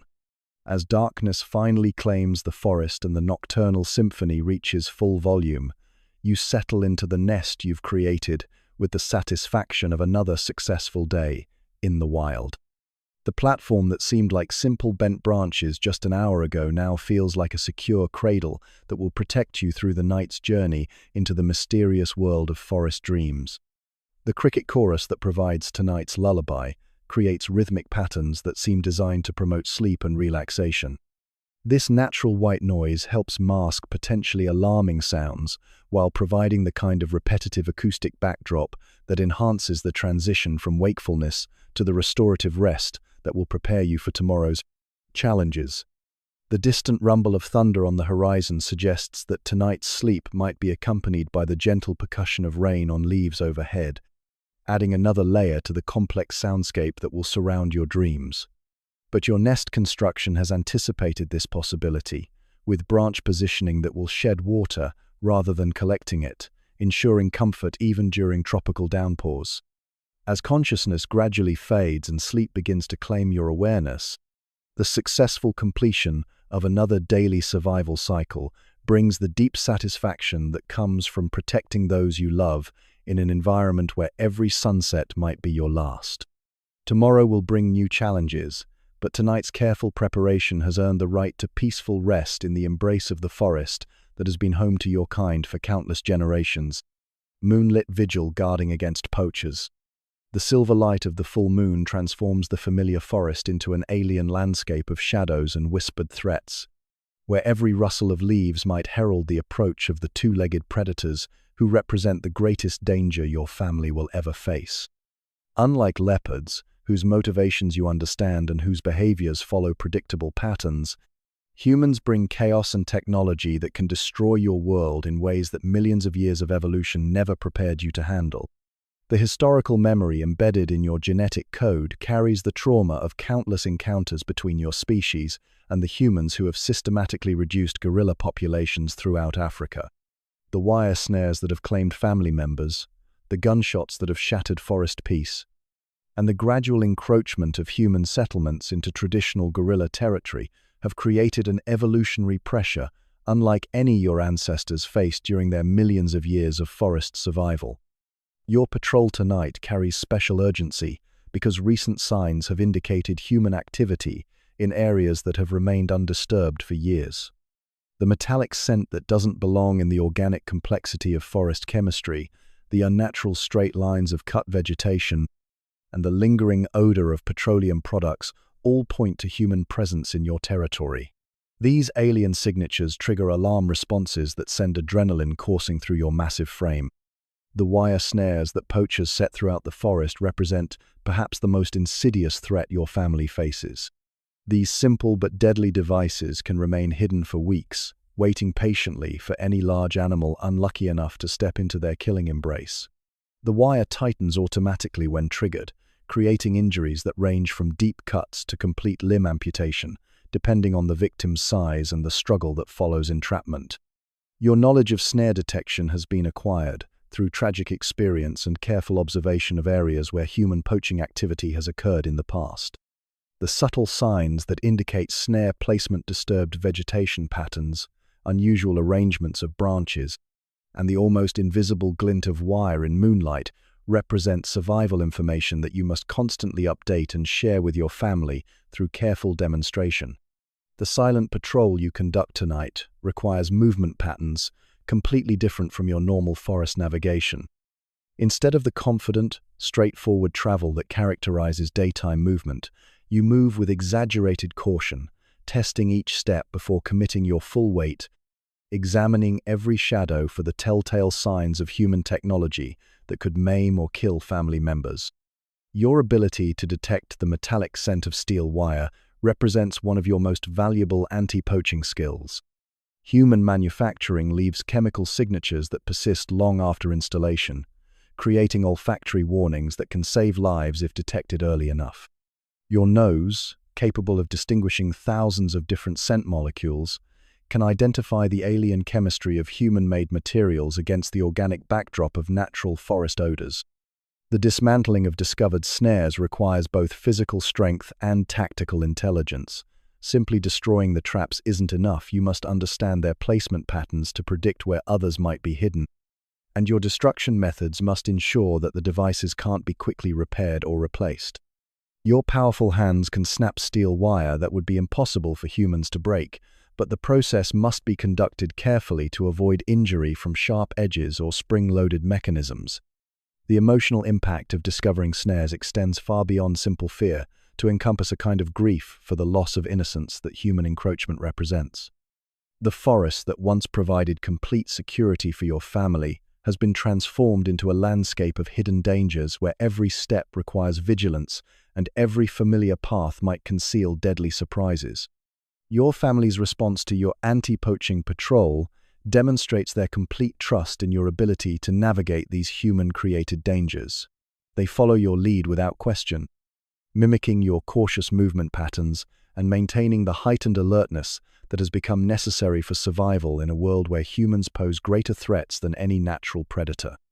The conservation efforts that some humans have undertaken to protect gorilla populations represent a complex reality that challenges simple categorization of all humans as threats. The dedicated individuals who risk their own safety to guard gorilla families, the researchers who work to understand and protect gorilla habitat, and the conservationists who fight against poaching and habitat destruction demonstrate that not all human interaction with gorillas is destructive. But distinguishing between protective humans and threatening ones requires discrimination abilities that exceed the capabilities of even the most intelligent gorillas. The safest strategy remains complete avoidance of human contact, treating all two-legged intruders as potential threats until their intentions can be clearly determined through careful observation from safe distances. The hope that drives conservation efforts worldwide reflects humanity's growing recognition that the loss of species like mountain gorillas would represent an irreplaceable tragedy for global biodiversity. The intelligence, social complexity, and emotional richness that characterize gorilla families provide windows into evolutionary history and ecological relationships that would disappear forever if current population declines continue unchecked. Your moonlit vigil tonight represents just one battle in a larger war for survival that extends far beyond individual family groups to encompass entire species and ecosystems. The success of your anti-poaching efforts protects not just your immediate family, but also the genetic diversity and cultural knowledge that make gorilla populations viable over long-term timescales. The technological tools that poachers employ continue to evolve, requiring constant adaptation of anti-poaching strategies and detection methods. Night vision equipment, silent firearms, and increasingly sophisticated snare designs challenge your ability to protect your family using only the natural senses and intelligence that evolution has provided. The dedication required for effective anti-poaching patrol takes a significant toll on your energy reserves and stress levels. The hypervigilance necessary to detect human threats compromises the relaxation and rest that you need for optimal health and leadership effectiveness. This chronic stress represents one of the hidden costs of human encroachment into gorilla habitat.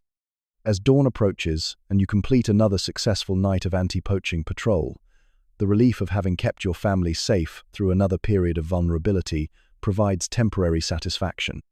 But the knowledge that tomorrow night will require the same vigilance, the same caution, and the same careful balance between protection and paranoia ensures that true peace remains elusive in a world where human activities continue to threaten the ancient rhythms of forest